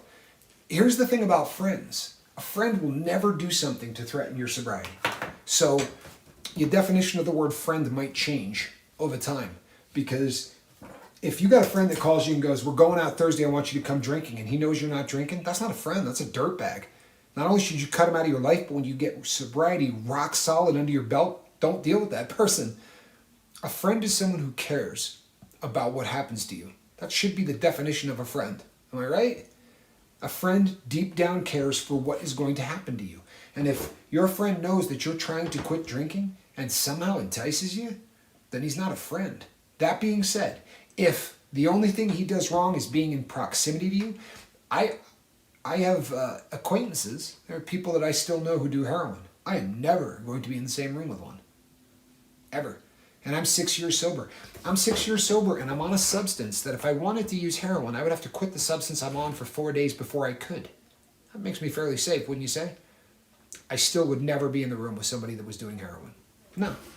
It's I'm not poking the bear through the cage, right? I have come to the conclusion over exhaustive research that I can't win. I can't win. Heroin wins every single time. It's a cliche, right? And it's funny and it makes people laugh, but I'm allergic, right? I'm allergic to heroin. Every time I do it, I break out in handcuffs. It might take a month, might take a year, but I'm going to end up in handcuffs. So I'm never going to put myself in a position where anything can happen. Sorry, I thought I saw someone I knew. I'm never going to put myself in a position where anything can happen to that sobriety. And what threatens my sobriety? Heroin. That's what threatens my sobriety. So anyone on it threatens my sobriety. If your friends can't respect your sobriety and not, I won't come around somebody. I would never come around somebody using if they were trying to get sober. That's just a rotten thing to do. But you don't have to hate them. You just have to not be around them. You call them on the telephone. Hey, how you doing? Good, I'm going to come by. I wish you wouldn't. And tell them why, right? Hammer this home too, people, right? Communication is the greatest thing in the entire world. It's the greatest thing in the entire world. Communication wins every time. Communicate. Hey, Tommy, how you doing? You know what? I'm sober. I'm sober. I've been sober going on 6.5 years. So it's great to hear your voice. If you're not sober, the extent of our relationship is going to be you and I talking on the telephone, and not very often. Sorry, I'm living my best life, bro, and I'm not gonna let anything. I'm not gonna let anything jeopardize that. And I feel like you are that anything right now. I know that sucks. It's not fun, but it's the truth. You want to live your best life, and you do, or you wouldn't be here. So, you just have to go that route. People, let me just plug this thing. Just real quickly here. Okay. I don't want the battery on this becoming an issue. I had the laptop not plugged in. Okay, let me see where we're at. And that is a great question because it comes up so often. Joanna W. says, that hat does look good on you, Tommy. Thank you. I am a fan. I am a fairly big fan of this hat. You would not believe some of the questions. Some of them are very, very funny, people. I get some questions that crack me up. Someone has actually asked if I have pants on underneath here. How's that? Is that a funny question? And the truth of the matter is, no, I do. I'm wearing shorts, but thanks for asking. On the friends thing, the longer that you've been sober, the more your interactions will seem more normal. You could talk to them more often on a telephone. But if your drug of choice is alcohol, it's going to be a long time before you're comfortable walking into a bar, you know what I mean, or going into that kind of environment. And there are people who never will again. And I know people that go to bars. I know recovering alcoholics that go there constantly. I guess they feel that strong in their sobriety. I couldn't go to a shooting parlor. I couldn't go to some place where people were doing dope. Never. Not in my life. It's never going to happen. But the longer that you're sober, the more that these things are going to, they're going to start making sense, and they're going to become second nature. The longer that you're sober, the more that it literally just becomes second nature, and you start to get to a point where you're going to be confident in the decisions that you make. But the best news of the day is that you're asking questions until that point. For real. I mean, that is a sign of genius. And it's also a sign of dedication to what you're doing. The fact that you're here saying, what should I do? Makes you a very small segment of the society. Someone that realizes they have a problem and is willing to say, hey, I need help. You realize that as people, we hate that. We don't like saying I need help, and we don't like saying I don't know. Those are two phrases as humans we hate. Oh, goodness. All right. Glasses.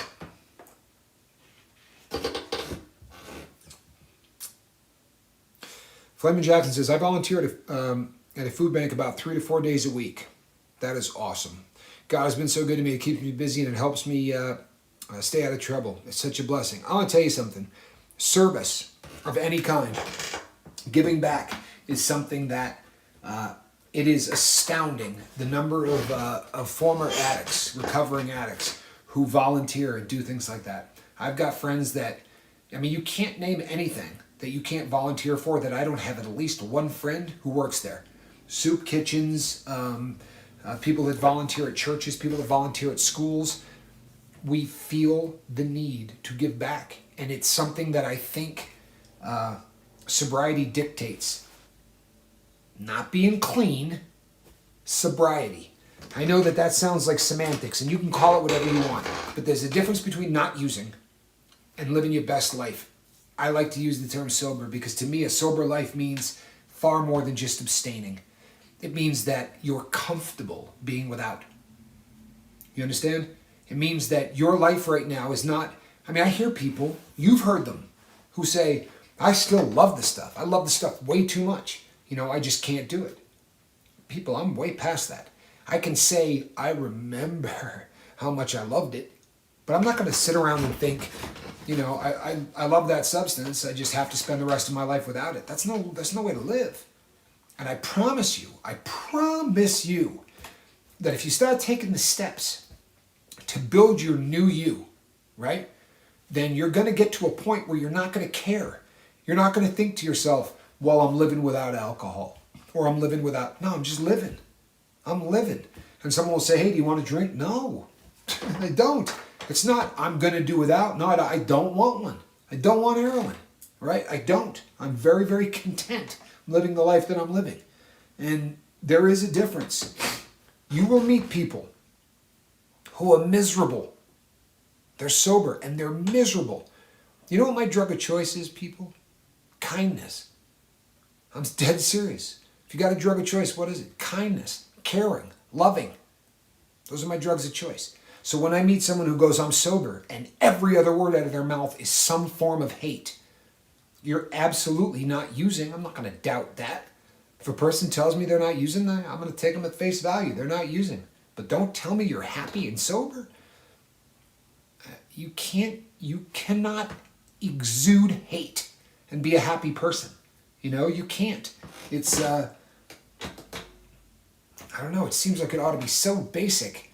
It really is. But I talked about, garbage in and garbage out. It goes the opposite direction too. You realize that. Garbage out, right? If all you do is exude hate. I work with a guy. That's been sober, according to him, 6 months. And everything he says, I'm like, hey, how was your weekend? Man, I hate my mother-in-law. I'm like, oh, bummer. I had a mother-in-law I wasn't fond of too. Well, we were doing this, and I hate doing this. And I swear to you, in the course of 15 minutes, he said the word hate 9 times. How could you hate something that much? Every single thing that you talk about. If all you allow yourself to do is just pump out negativity, if you don't think that starts rotting at the entire package, then you're probably not doing a lot of thinking about it. I mean, for real. Vitriol and hate and, all of that stuff. It affects a person. You talk to those people who can see auras. There are people who say that all that's fake or whatever. I have no idea whether any of that. I would love to be able to. But I know some people and go, hey, be honest. Some pretty ugly colors coming off of this guy, huh? What are you seeing? Is it just, the worst shades of color because they're just not radiating, happiness. I know I come back. You ever seen a picture of Chi-Chi? I mean, get a good look at a picture of Chi-Chi. My God, that is one of the ugliest people I've ever met. You can't even see the beauty after a while because they just strive. Everything is just, and you're like, that's just an ugly person. And they'll go, no, she's hot. I'm not talking what she looks like. She's an ugly person. And eventually, ugly people don't look attractive even if they are. You think I'm crazy, but everyone knows that person that's just so negative. In fact, I know you know. Sorry. That was for the peanut gallery, who has said they do not want me saying sorry when I drink. Yeah, I'm on to you. Sorry.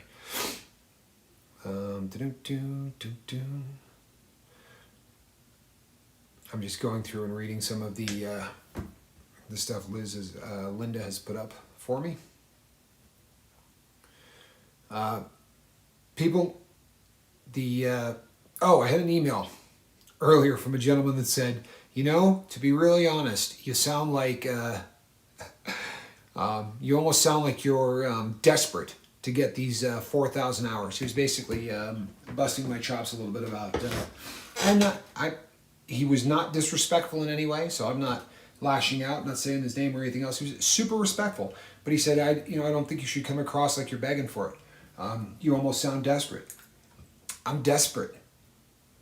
I'm absolutely desperate. I'm not sugarcoating this in any way. I appreciate those people that are hanging on the live feeds as long as they do. I'm doing live feeds, which is a lot more difficult than making recordings. I'll be really honest with you. It's way more difficult. It drains you more. I'm doing it for a reason. I'm doing it because I want to get to the 4,000 hours. I'm desperate. Now, the average YouTube channel takes about, 15 to 20 times longer to do it than we're doing it. I'm not desperate because I think we're not going to make it. I'm desperate because there's somebody out there right now who, if we don't get to them, seriously, may not make it. Sounds crazy, right? It's the truth. People, the message of the fact that you're not a dirtbag, the message of the fact that there are people here willing to talk to you and really help you. There's a place you can go every day to focus on your sobriety with no judgment, none of the things that you have to deal with when you deal with other people and your habit. What if I just kick back and say, I'm just going to do one video a day and we'll just go that route. I'm not going to do any live feeds because they kind of stress you out, and we'll monetize before, say, February. Well, what if there's a person out there that needed to hear me in November because in December they're going to overdose?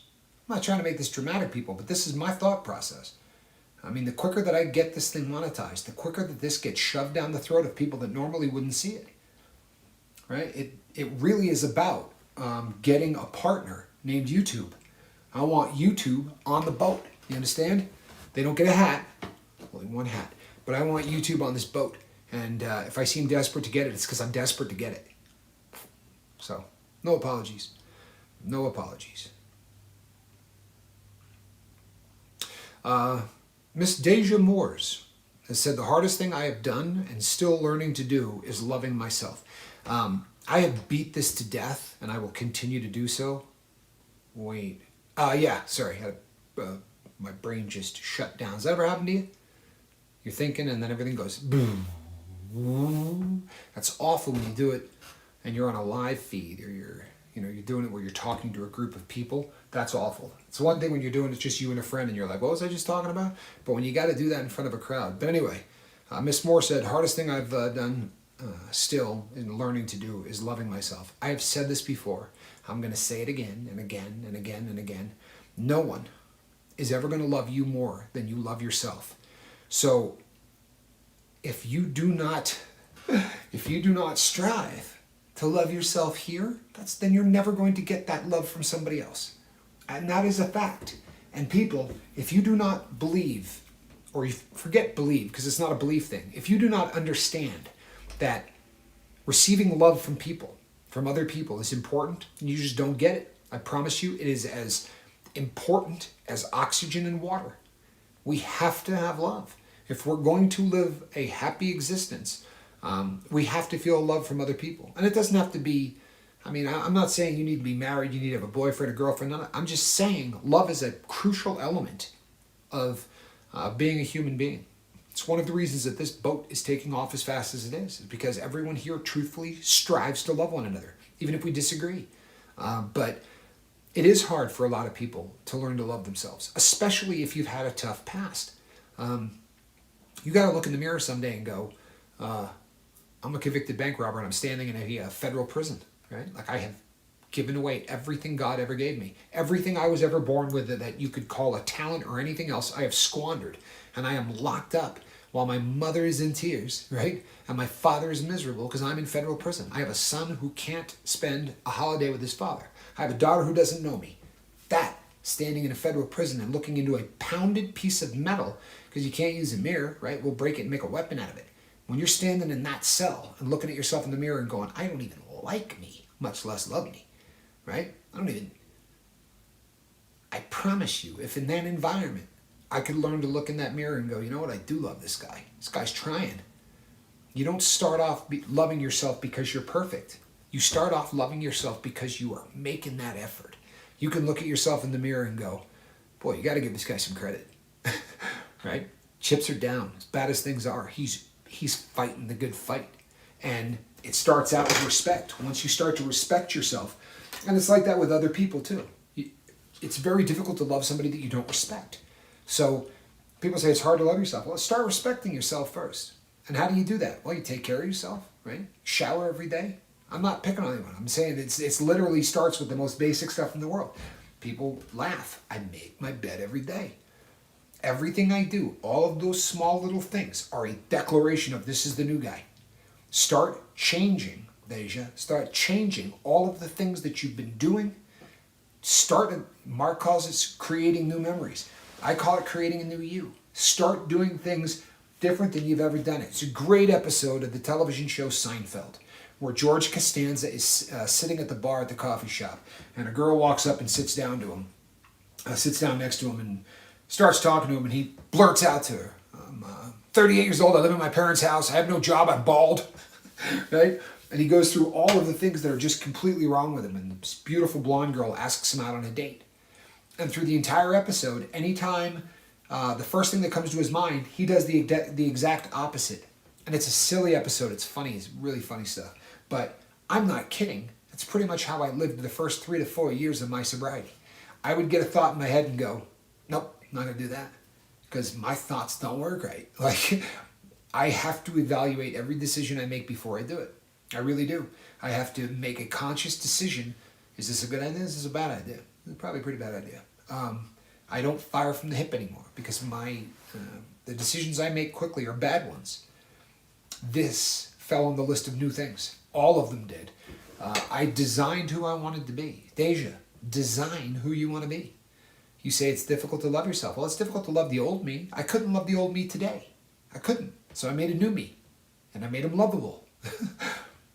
I made him everything that I thought I needed in order to love the new Tommy. And I do. I love me. I really do. And it's funny when you get to that point where you do love yourself, and you do respect yourself, then other people will start to respect you as well. And there's a really nice feeling to thinking, I'm a pretty good person. I mean, it's sort of this self-fulfilling thing. All of the other baggage starts to catch up. You know, it really becomes this whole snowball effect. Once you begin to love yourself and that new list becomes the new you, you begin to love yourself. The people around you begin to respect you more. When that respect kicks in, what happens? You know, it all starts to go up. And I'm going to do a show on this. It'll probably be tomorrow or the next day. But on the physiology, I'm going to really break it down. But look at everything. Deja, look how you're walking. Look how every single thing you do. Look at every little small nuance. If everything that you do needs to focus yourself in one direction. It sounds almost like, hey, it's Tony Robbins. But the truth is, you have to redesign yourself. And when you start doing this one, and you start, feeling like you're beat, I used to, your shoulders roll forward, your head kind of comes down, and your abdomen, this whole section shrinks. And when that does, you don't get full lungfuls of air. When you don't get full lungfuls of air, unusual things start happening. Sit like this. I know you love my chair. I'm going to hear this from Linda.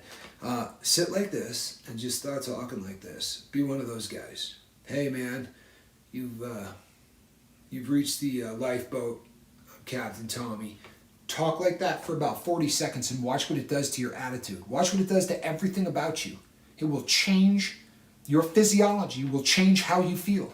You will not feel excited. You will not feel happy. Stand up tall. Start getting some oxygen into your lungs. Start projecting a little more. And when you start talking a little more, like you're a little bit more bold, you got to take more oxygen in. There's no way to talk as fast as I do and to talk as loud as I do unless you're getting in a lot of air. And when you get in a lot of air, a neat thing happens. Inside your lungs, you have this tidal amount of air, right? The tidal volume. We don't exhale and everything comes out like a balloon, right? We have a certain amount that stays in there so that the lungs don't collapse. It stays. But that stuff gets stale. Can you think of anything on the planet that if I go, well, that's stale, you go, cool, because I like stale. Stale potato chips, how's that working? Stale bread, you like that? Stale soda, right? No fizz, flat. Stale stinks. It's not any good with that air in your lungs either. So when we start really breathing, what they call ACC, right? Your abdomen, your chest, your clavicular, those little lobes right underneath your collarbones, when you start really getting that air in, you're going to exchange out that crap air and you're going to bring in new stuff. All of these things start making you feel better. When you feel better, it's easier to love yourself. I'm telling you, people, it's all, some of it is how you feel, some of it is how you project, and some of it is just science, right? If you walk around like this for an entire day, try doing this and be upset. I'm not kidding. Put a smile on your face like an idiot for a day and tell me how you feel. It's impossible to feel depressed with a smile on your face. Try it. So make a conscious effort to smile and be happier. Happy is a state of mind. And then you will learn to love you. You'll learn to love your body. You'll learn to love your mind. You'll learn to love your soul. It's funny. You can say to people, if I ask you to describe your face, there are people that can't. Because they've literally got to a point where they don't care for themselves. Can't describe their face, can't describe their body because they've shut it out over long periods of time. When you get to a point where you're very comfortable with that, people say, describe your face. Well, ready to roll because you're happy in your own skin. And if you're not, it's something that you need to work on. And there are people that can help you work on that. So keep coming back to the boat.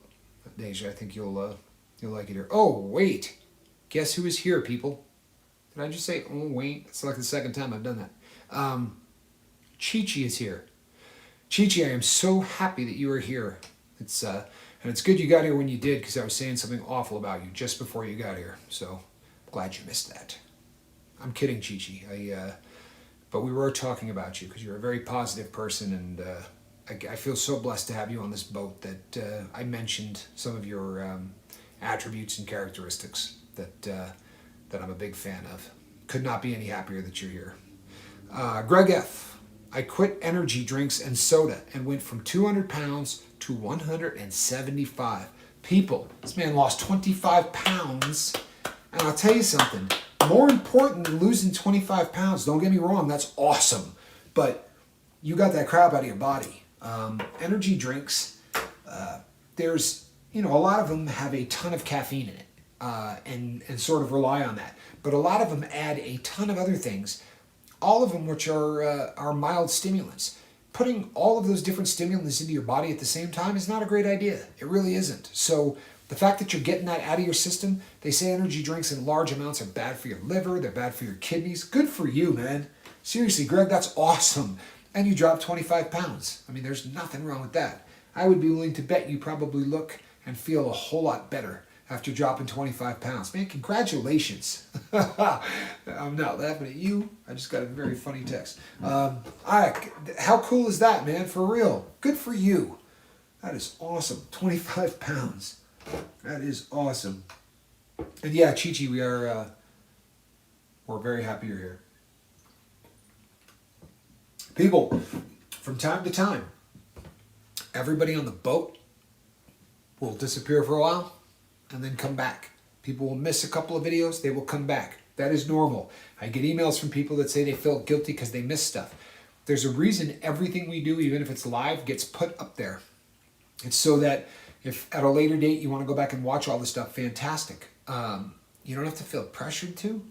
You just need to continue to be part of the community, because we help one another and we lean on one another. And there will be times where people are going to need us, and there are going to be times where we need people. But as long as you're continuing to just come and check in and be part of this crew, then we're in good shape. People apologize so often to me for, oh man, I missed a video, but I swear to you I'm going to catch up and catch it. And in the very near future, and I mean very near future, people were more than 3/4 of the way there. Yeah.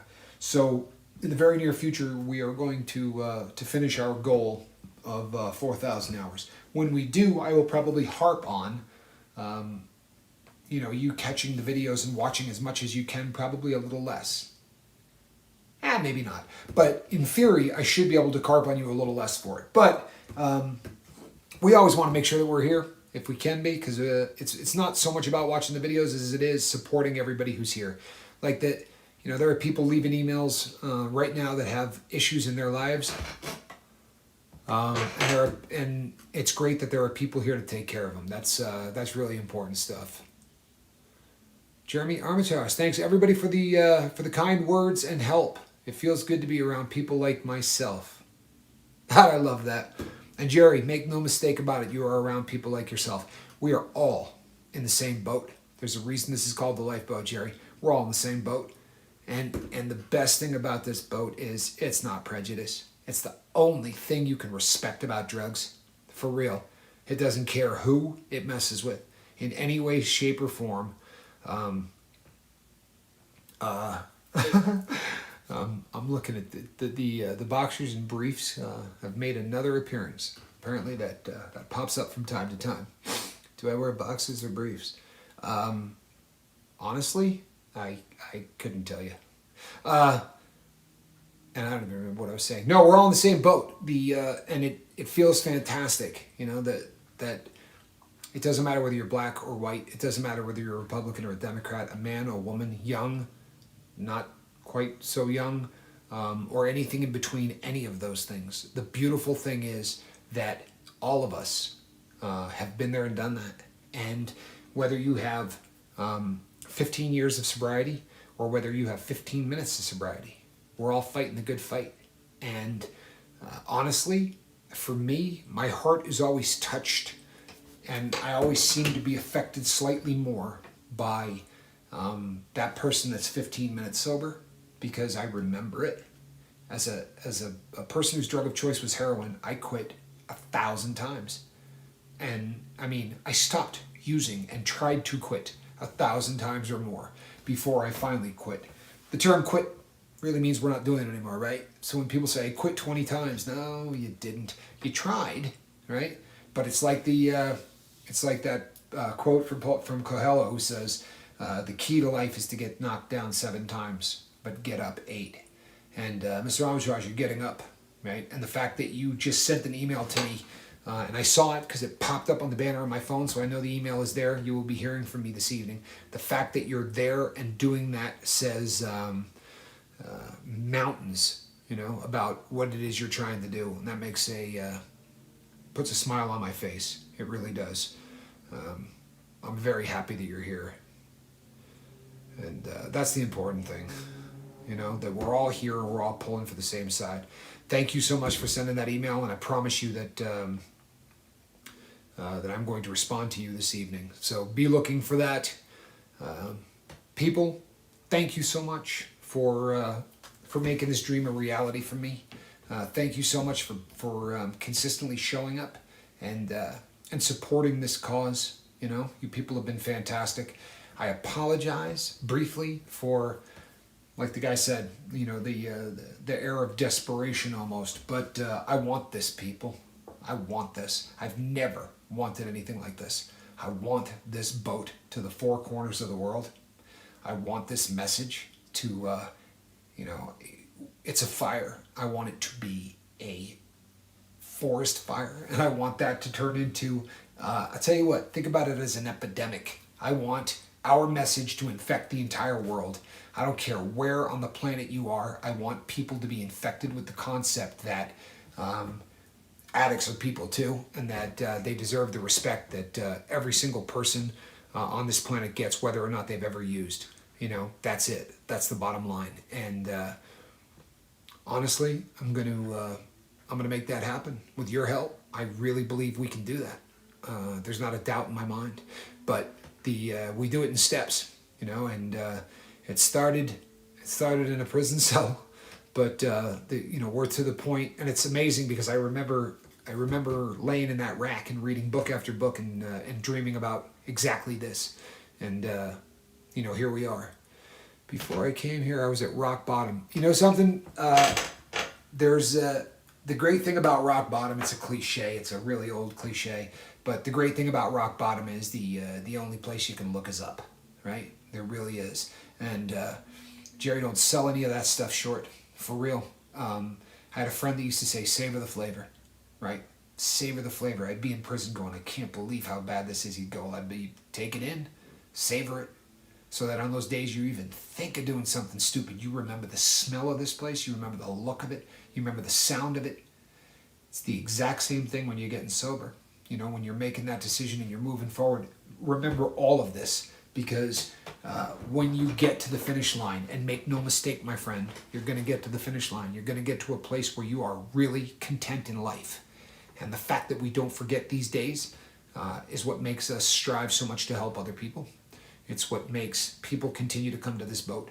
It's what makes people who have been sober 25 years continue to come to this boat. We have people here, Jerry, that haven't used in decades, but they're coming here, and they're coming here day after day, and they're coming here for no other reason than to support the person with 15 minutes of sobriety, or to support the person with a year of sobriety.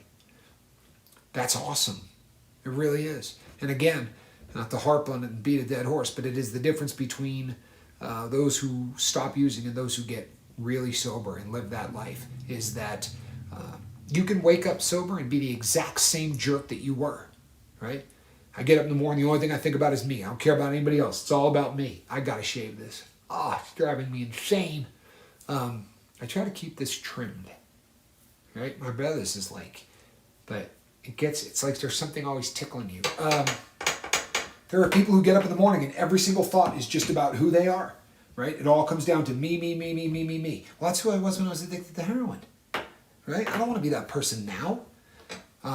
Jerry, if you're new to the boat, I make a very big thing about, I don't do 12 steps, right? I've done 8 of them. And you can hit a video where I go over these things. But one of the steps is to, kind of like what they do in AA, where you make an inventory of your faults. but I made an inventory of everything, right? Who I was, in everything about me, who I was, down to the smallest detail, how I walked, how I talked. And then I designed, like an architect would with a house, I designed who I wanted the new Tommy to be. And then I made that happen. I just decided this is who I'm going to be. I'm not going to be negative anymore. I'm going to be a positive person. I'm not going to be a person who thinks about himself first. I'm going to think about other people first. And all of those things on the list, I tick them off, right? One right after the other. Tick, tick, tick, tick, tick. All the way down, right? And I'm not perfect. But boy, I'm trying to be. Like I really am striving to try to live as close to the perfect existence for my list as I possibly can. And I'm not going to stop until they close the lid. Yeah, and that's what we're going to do. That is exactly what we're going to do. I see from, from Linda that, we've had a great number of people who came into the comment section today and asked for prayers. People, I love this. I really do. And I love the fact that if you're not a believer, you have no problem just saying, great, I'll send positive energy. Nothing in the world I find more amazing than someone that says, I'm offended if someone asks for prayer. I honestly, no matter how hard I try to wrap my brain around that, I can't. The only thing worse is someone that says, don't tell me you're going to pray for me. What? How could you be offended by that?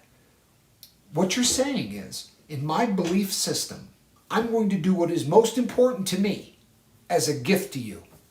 And then someone is going to say to you, I'm offended by that? Well, then you're a jerk. Bottom line. If that offends you, you're a jerk. I don't preach from here. I don't do it. I don't talk about my specific religion. I don't tell you you have to be a specific religion. But make no mistake about it, people. I will call and say, please pray for so-and-so. I love the fact that you people can handle that. It says a lot about the maturity of this audience. I've had emails from people that say, I don't believe in any of that. But I respect the fact that, that's what you do. Respect, right? Pretty good stuff. That RESPECT stuff goes a long, long way to leaving the earth a better place than you found it. Which is, it should be the goal. It should constantly be the goal. One moment, people. I'm just checking through here. I want to make sure that I'm basically making sure that there's no huge, questions. I don't want to miss anything, people. It's super important to me that, we get these questions answered, and especially if there's anything that's monumental. Okay. All right, people. The most impressive thing to me so far is how fast you people have assimilated. Truthfully, to come together and take ownership of this boat. When I started the Tommy Scoville show, if you guys go back and watch the beginning of it, I said this is the Tommy Scoville show, for lack of a better name. I did not want to call it that. I love the fact that you people named this. I love the fact that you came up with the whole lifeboat thing and that you took ownership of it. I see people in comments who someone will come in and they'll say, welcome to the boat, we do this, or welcome to the boat, our boat is this. It's none of that, this guy will try to do this or whatever. Everybody on this boat has taken ownership of it. And that, people, that's the dream come true. It really is. And I want this to continue. I want us all to continue to pull. And the more you take ownership of this, the more you treat this as if it is your boat, it will be. And I think that is absolutely huge. And I'm proud. I'm proud that you people have allowed me to be your captain. I am proud that my call screener is so funny. I am proud that you people have allowed me to be the captain here on this boat. Because it is yours. And I will say this too. Boy, if somebody came along that could do it better, people, I would gladly let them. I really would. Not because I want out. I'm having a ball, but I would never let my ego get in the way of making this thing better. I promise you that. I really wouldn't. This is the mission, as I've said a million times. The mission's perfect. a venue is perfect. But the product, if it can get better, and if any way it can get better, we're going to make sure that happens. And the, people, super important. I am no longer afflicted with the COVID 14 plus. I was told there would be no math. Yeah, that thing. The C stuff. I am no longer afflicted, which means I am going to be heading back to work. That will change up a little bit about that. The day-to-day operations here will change a little bit. I am not going to be able to continue to do a live feed a day. That is not something that is realistic. I absolutely am going to continue to do live feeds. I love the format. In all honesty, I think it's the best format that we could possibly have for what we do, because the interaction back and forth directly from me to you guys is it's probably the best benefit that we have. The live feed is just, I think it's the gold standard. But until this gets to the point where it's something that I could do full time, then the live feeds will probably be something that we do more exclusively on weekends only. After I start working, there's no way I'm going to be able to do them during the days. But what we'll do is, knowing that that's coming, we'll build for them. You know what I mean? You'll know that the weekends are coming. Now the weekend may not be Saturday and Sunday. It's going to be my days off, whenever they decide to give me with the new schedule once I get back. But you will know my schedule, and we're going to build for those events so that we try to get 50, 100 people that show up for the live feed and stick around for the whole thing. That would be awesome. But everyone who wants to come and get together and meet people and get to know one another, that's really what this is about. Also, everyone has asked that I put a link up in on YouTube for the group on Facebook. I am going to require assistance to do that. I tried for an hour today to figure out how to do that, and I'm not gifted when it comes to things technology driven in any way. So that's kind of been a struggle for me. If you know exactly how to do that and you're like, oh, I did that, that's easy, great. Email me, CaptainTommyScoville@gmail.com, and explain it so well that a Scoville can do it, and I will have that up there. In the meantime, you can go and look up Tommy Scoville, right? And if we're not friends, give me a friend request. I'll accept you. Then I will invite you. And I think we're closing in on about 50 people so far in the safe harbor, and all of them have jumped right in there, which is great. Started to talk about themselves, started to say, this is, I'm so-and-so, this was my drug of choice. By the way, DOC, right? That's drug of choice. So if you see someone who says, my DOC was, that's what they're referring to. But they get in there and talk about their drugs of choice. Also,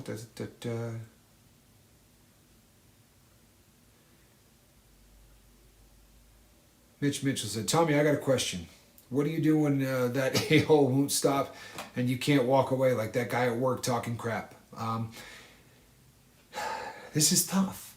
This is a tough question, because I have one of the things about prison is, you can't allow anybody to do anything that makes you look weak, because if that happens, your life is going to change, right? It's dangerous. If you allow somebody to show you any lack of respect, they literally will just come and start stealing from you, and it's a terrible life. It's the worst life existence you can imagine. But what happens is, for years on end, when someone disrespects you or mistreats you, you hit them. And there's nothing healthy about that. I promise you, there's nothing healthy about that. But when you get into the real world, you have to break yourself of that. You really have to break yourself of that. And I'm not going to lie, I'm not very good at this, Mitch. I'm not very good at this. But the key to this is to still be assertive, right?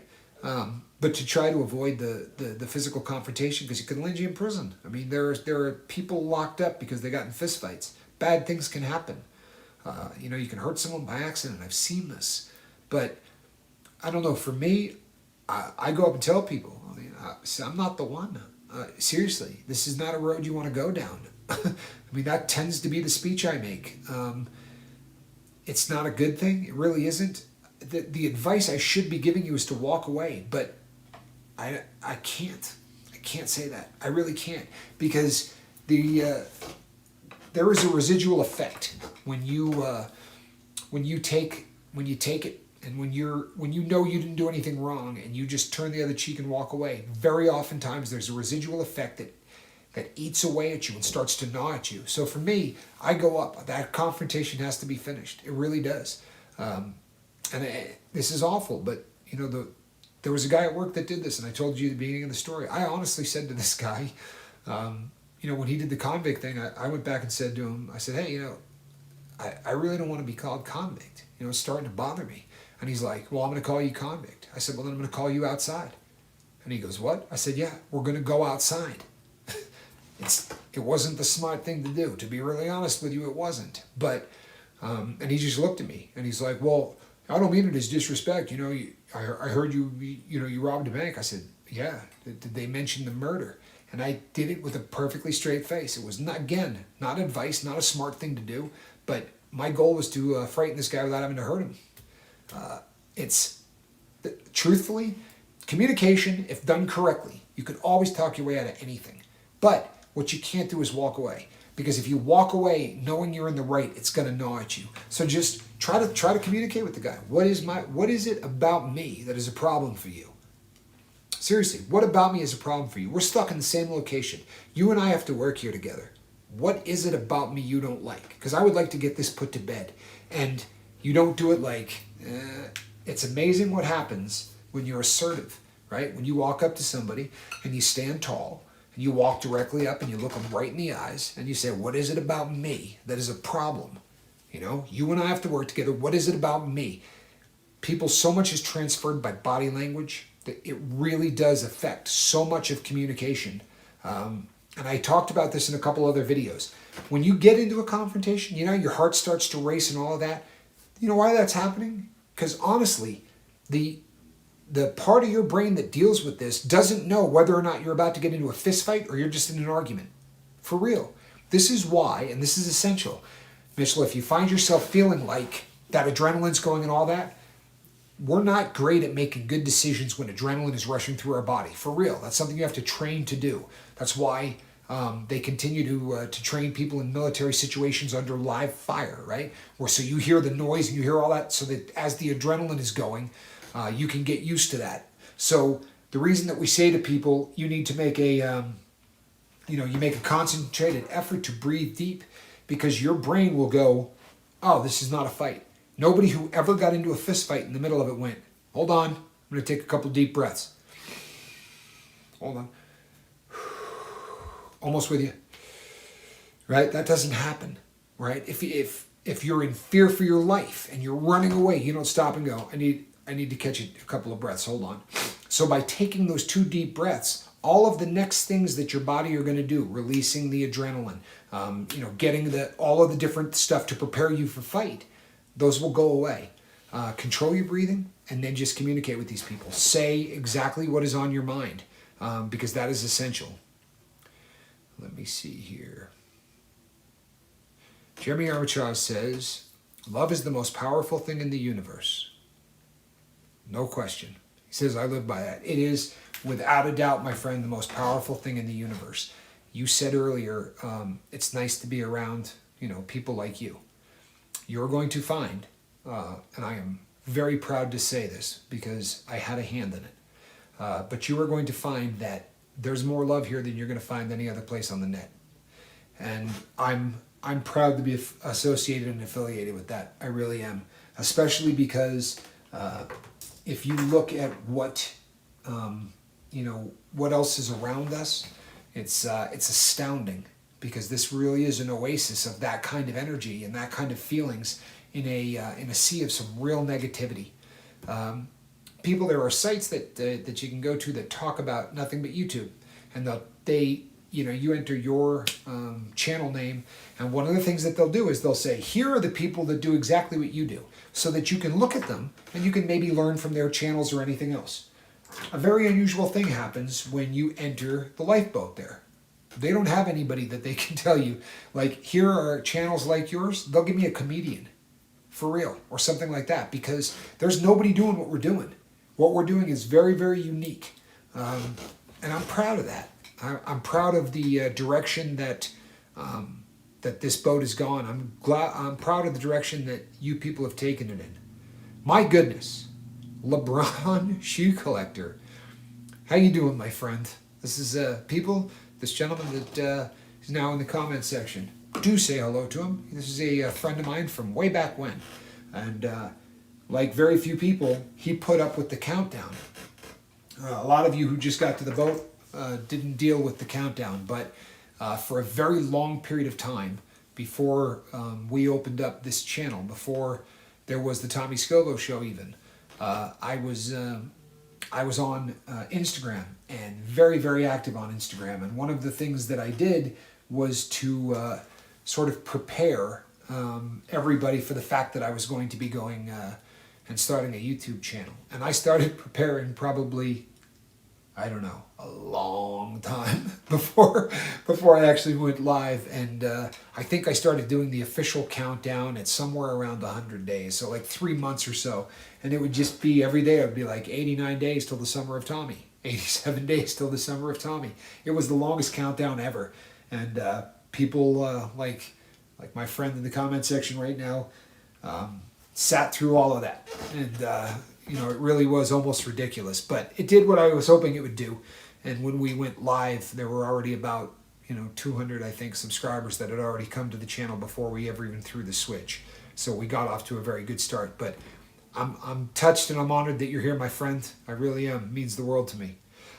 Deja said, I do have a question. Why are you humming Green Acres instead of Gilligan's Island on this boat, Captain? Was I humming Green Acres? Yeah, I might have been. Wow. Well played, Deja. I'm going to work on that. I think you got me. I don't know. I really love the Green Acres. It's got a... Anyway.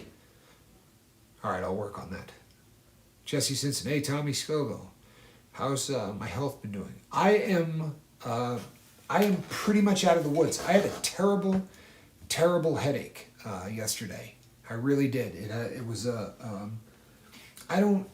honestly, I'm not sure if I know exactly when to call something a migraine and when not to, and I don't want to label something one way or the other. It hurt very badly behind one eye, and it was on the right side of my body. But other than that, the whole C-19 thing, I have been blessed to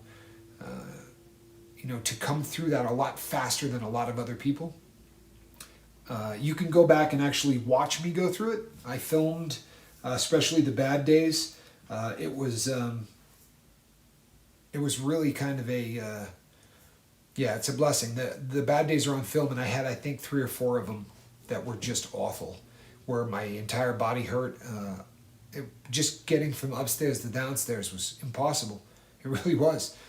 Getting to the bathroom was difficult. And the beautiful thing is about day 8 or so, everything just sort of turned the corner, and I had 1 or 2 days that were good, and then it just started to snowball until yesterday. But I think honestly that I can trace yesterday's problem to laughter.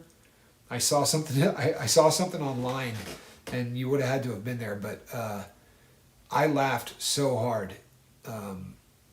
It was one of those things that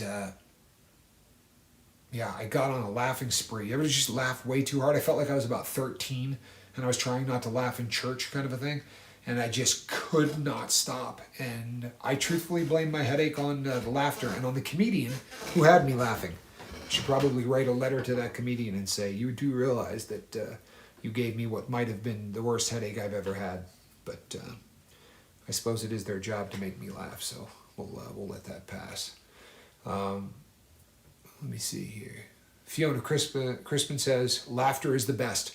No, love is the best. We just established that like 3 minutes ago. Best thing in the universe. Laughter's up there, though. It's good stuff. It is definitely good stuff. Mitchell, you want to know how not to smash him. Mitchell, truthfully, logic is the only thing that ever overwhelms anything like that. So what needs to happen more than anything is, the advice I give people is follow things through to their final conclusion, right? Always follow things through to their final conclusion. So, as an example, we had a guy at a halfway house, and he said to me, my mom is sick, I got to go right now, I'm going to go see her. I said, dude, you walk away from this halfway house, they're going to issue a warrant for your arrest. And he said, yeah, I know, but I got to see my mother. I said, carry this through to the final conclusion. What is the best case scenario and what is the worst case scenario? The best case scenario is you are going to go and see your mother, right? And probably get away with not getting arrested for a couple of weeks, a month. Best case scenario. What is the worst case scenario? They're waiting at your mother's house and you're going to be 8 feet away from seeing your sick mother and not even get in the front door, right? He left anyway. As it turns out, he did see his mother, right? But they gave him a walk away from a federal institution. That is the same thing as an escape. He got another 3 years in prison added to, he had to go back, finish up his sentence, and got 3 more years because of it. If he had sat down and thought about the final outcome before he did it, logic might have prevailed. So Mitchell, I would say this, best and worst case scenario. The best case scenario is what? You beat this dude, right? I'm sorry. The best and worst case scenario after you beat this dude. So you beat this guy up. What is the best case scenario? You don't get in any trouble for it. You hurt your hand. I've been in, I can't tell you how many fistfights. And I've never walked away from one where my hands were not damaged, right? No matter, in the best of situations, you're going to hurt your hand. You're going to walk away, that adrenaline feeling that you're going to have, all of those things. Then what? In the best case scenario, this guy decides that he's not going to try to come back at you at a later date, right? There's a lot of ifs in there, Mitchell. So let's go the other route. What's the best case scenario if you don't fight? Perhaps you can get this thing put away so that the two of you can coexist and that there won't be any violence, right? The worst case scenario if you walk away is what? That you've got to deal with the fact that you didn't buck up to kill this guy. Well, it isn't a matter of being a wuss, right? Or chickening out. We know you're gutsy enough to hurt this guy. So where does that ego thing come in? I realize that it doesn't feel good. But if you go up and talk to this dude first and just say to him, look, man, I'm not going to fight you. I could sit here and thrash you. It's not going to do me any good. And we both have to work here. What happens if we decide to go out in the parking lot and beat each other up? We walk back in here with black eyes or what? One guy stops working here? You got to let logic prevail on this, Mitch. That's what needs to happen. Logic needs to prevail. Is it going to be easy? Hell no. If it was going to be easy, you wouldn't be asking me about it here, right? You just would have handled it on your own. It is not going to be easy, but it's something that you're going to do. It is. Do you know why? Because you care about everybody here on this boat. And if we go worst case scenario, you beat this guy bad enough. And this guy's a cop caller, right? He drops a dime. And you get arrested for assault. And there's somebody on this boat, Mitchell, that needed to hear what you had to say that day, but you weren't here to say it. And then all of those ripples go out in all that bad direction. We have talked about what saving one person can do, right? He affects his son, his daughter, his brother, his sister, his mother, his father, his uncles. All of that goes out, right? I'm telling you right now, you have said things in this comment section that people have said to me, I did exactly what he said. Concerning your marriage, you know exactly what I'm talking about. There was a guy that said, I did the exact same thing. You called it Operation, right? So-and-so. You had an effect on somebody in this comment section whose marriage is now working better because of something you've said. That's good stuff, right? They may end up having a kid. That kid may cure cancer, right? You don't know the effects that you can have, but you are a member of this boat and you are needed here. So what you're going to do is you're going to go and communicate with this guy like an adult. And you're going to make sure that no matter what happens, you're not going to get arrested or get in trouble or relapse or any of that because we need you on this boat. You hear me? Logic. You're going to take this through to its logical conclusion. You're needed. You say important things. You are as important to this boat as I am. We can't afford to not have you, Mitchell. So I hate to be that guy, but it's the truth. We need you. So you're not going to smash this guy. Plain and simple. You are not going to, right? You're going to take a deep breath and you're going to be fine. We need you. You can't do that to me. Seriously. What you said about your wife that day, I'm not making that up for your benefit. In fact, if you want, you let me know and with the guy's permission, I will send you his email. Because he said, I did exactly what what he did. He said, my wife hasn't figured it out because she doesn't watch the show. He's like, but she's the happiest woman in the world. Attaboy, Mitchell. He says, right on, I'll breathe. God bless you, man. Seriously. Being the bigger guy pays off. It really does. And on the flip side of that, what if by some chance I do finally say something intelligent and you're not here to hear it? You know what I mean? Like the most important nugget I ever come up with. The one you absolutely need to hear. We need you here. Thank you. And people, we got about 6 minutes left on this boat. About 6 minutes before we wrap this up for the night. So if you've got a question, you're going to need to get it to us right now. Ernie Eastman said, he said, you were awesome, Tommy. Thank you, my friend. I really appreciate that. I do. I think, and you guys are kind. You say a lot of kind things. I'm so lucky you all are here. I really am. I could be doing this and talking to the wall. The message is awesome. You know, the things that we talk about, I'm not going to lie to you. The message is awesome. And this venue, you know, where I'm speaking is perfect. And because of that, I think I get a lot more credit than I probably deserve. But I appreciate it. I really do. We have, what do you say, Mark? Yeah, we've been at this for about 2 hours. We've been at this for about 2 hours and 25 minutes. And I do have a prior engagement. So I'm actually going to be spending the rest of the evening with Ma Scoville. So I'm going to be shutting things down and hanging out with my mom. So very much looking forward to that. We've got big doings. Downton Abbey. People, if you have not seen that, I'm telling you, you need to see Downton Abbey. I fought the concept from the beginning, but it's a fantastic show. And you talk about something you could do a deep dive on. If you just watch one of those a week or whatever, you spend the rest of your life watching that. I mean, I think it's like 7 seasons or something. There's a ton of them. But that's what I'm going to be doing at 7:30 Pacific time. So they've got about 4 more minutes, people. If there's any other questions, you want to get them up there now because time keeps on slipping into the future. I would like to give before we do wrap out, I would like to give a shout out to our call screener. Liz works her tail. Linda works her tail off. And, calls all these questions together so that I don't have to do this, because if I do this, I'm tough to look at. You know what I mean? And it's a lot better if I can just sort of do what I do, and then boom, it's just, everything is sitting right there, and that makes life a whole lot easier. And Mark says he's out. Mark, thank you so much for joining us here. It means the world to me. All of you people who have tuned in and hung out for 2.5 hours, what this does to propel this boat forward is fantastic. And tell you what, people, if there's a video you haven't seen, now's the time. We're on the home stretch. This is absolutely the time to... Joanna W. says, love Linda for all she does. Yeah, you know what? For real, people. This is a girl that puts in quite a bit of effort and doesn't get to hang out and talk. So one of these days, I'm going to give her the day off. I'm going to ask one of you people to step up to the plate or something like that, so that she can get in there and mingle. She's top shelf, and it really is appreciated. Oh, Mitchell said, Tommy, tell him the story about when your hands were hurting and that guy blew your mind and took over for you, please.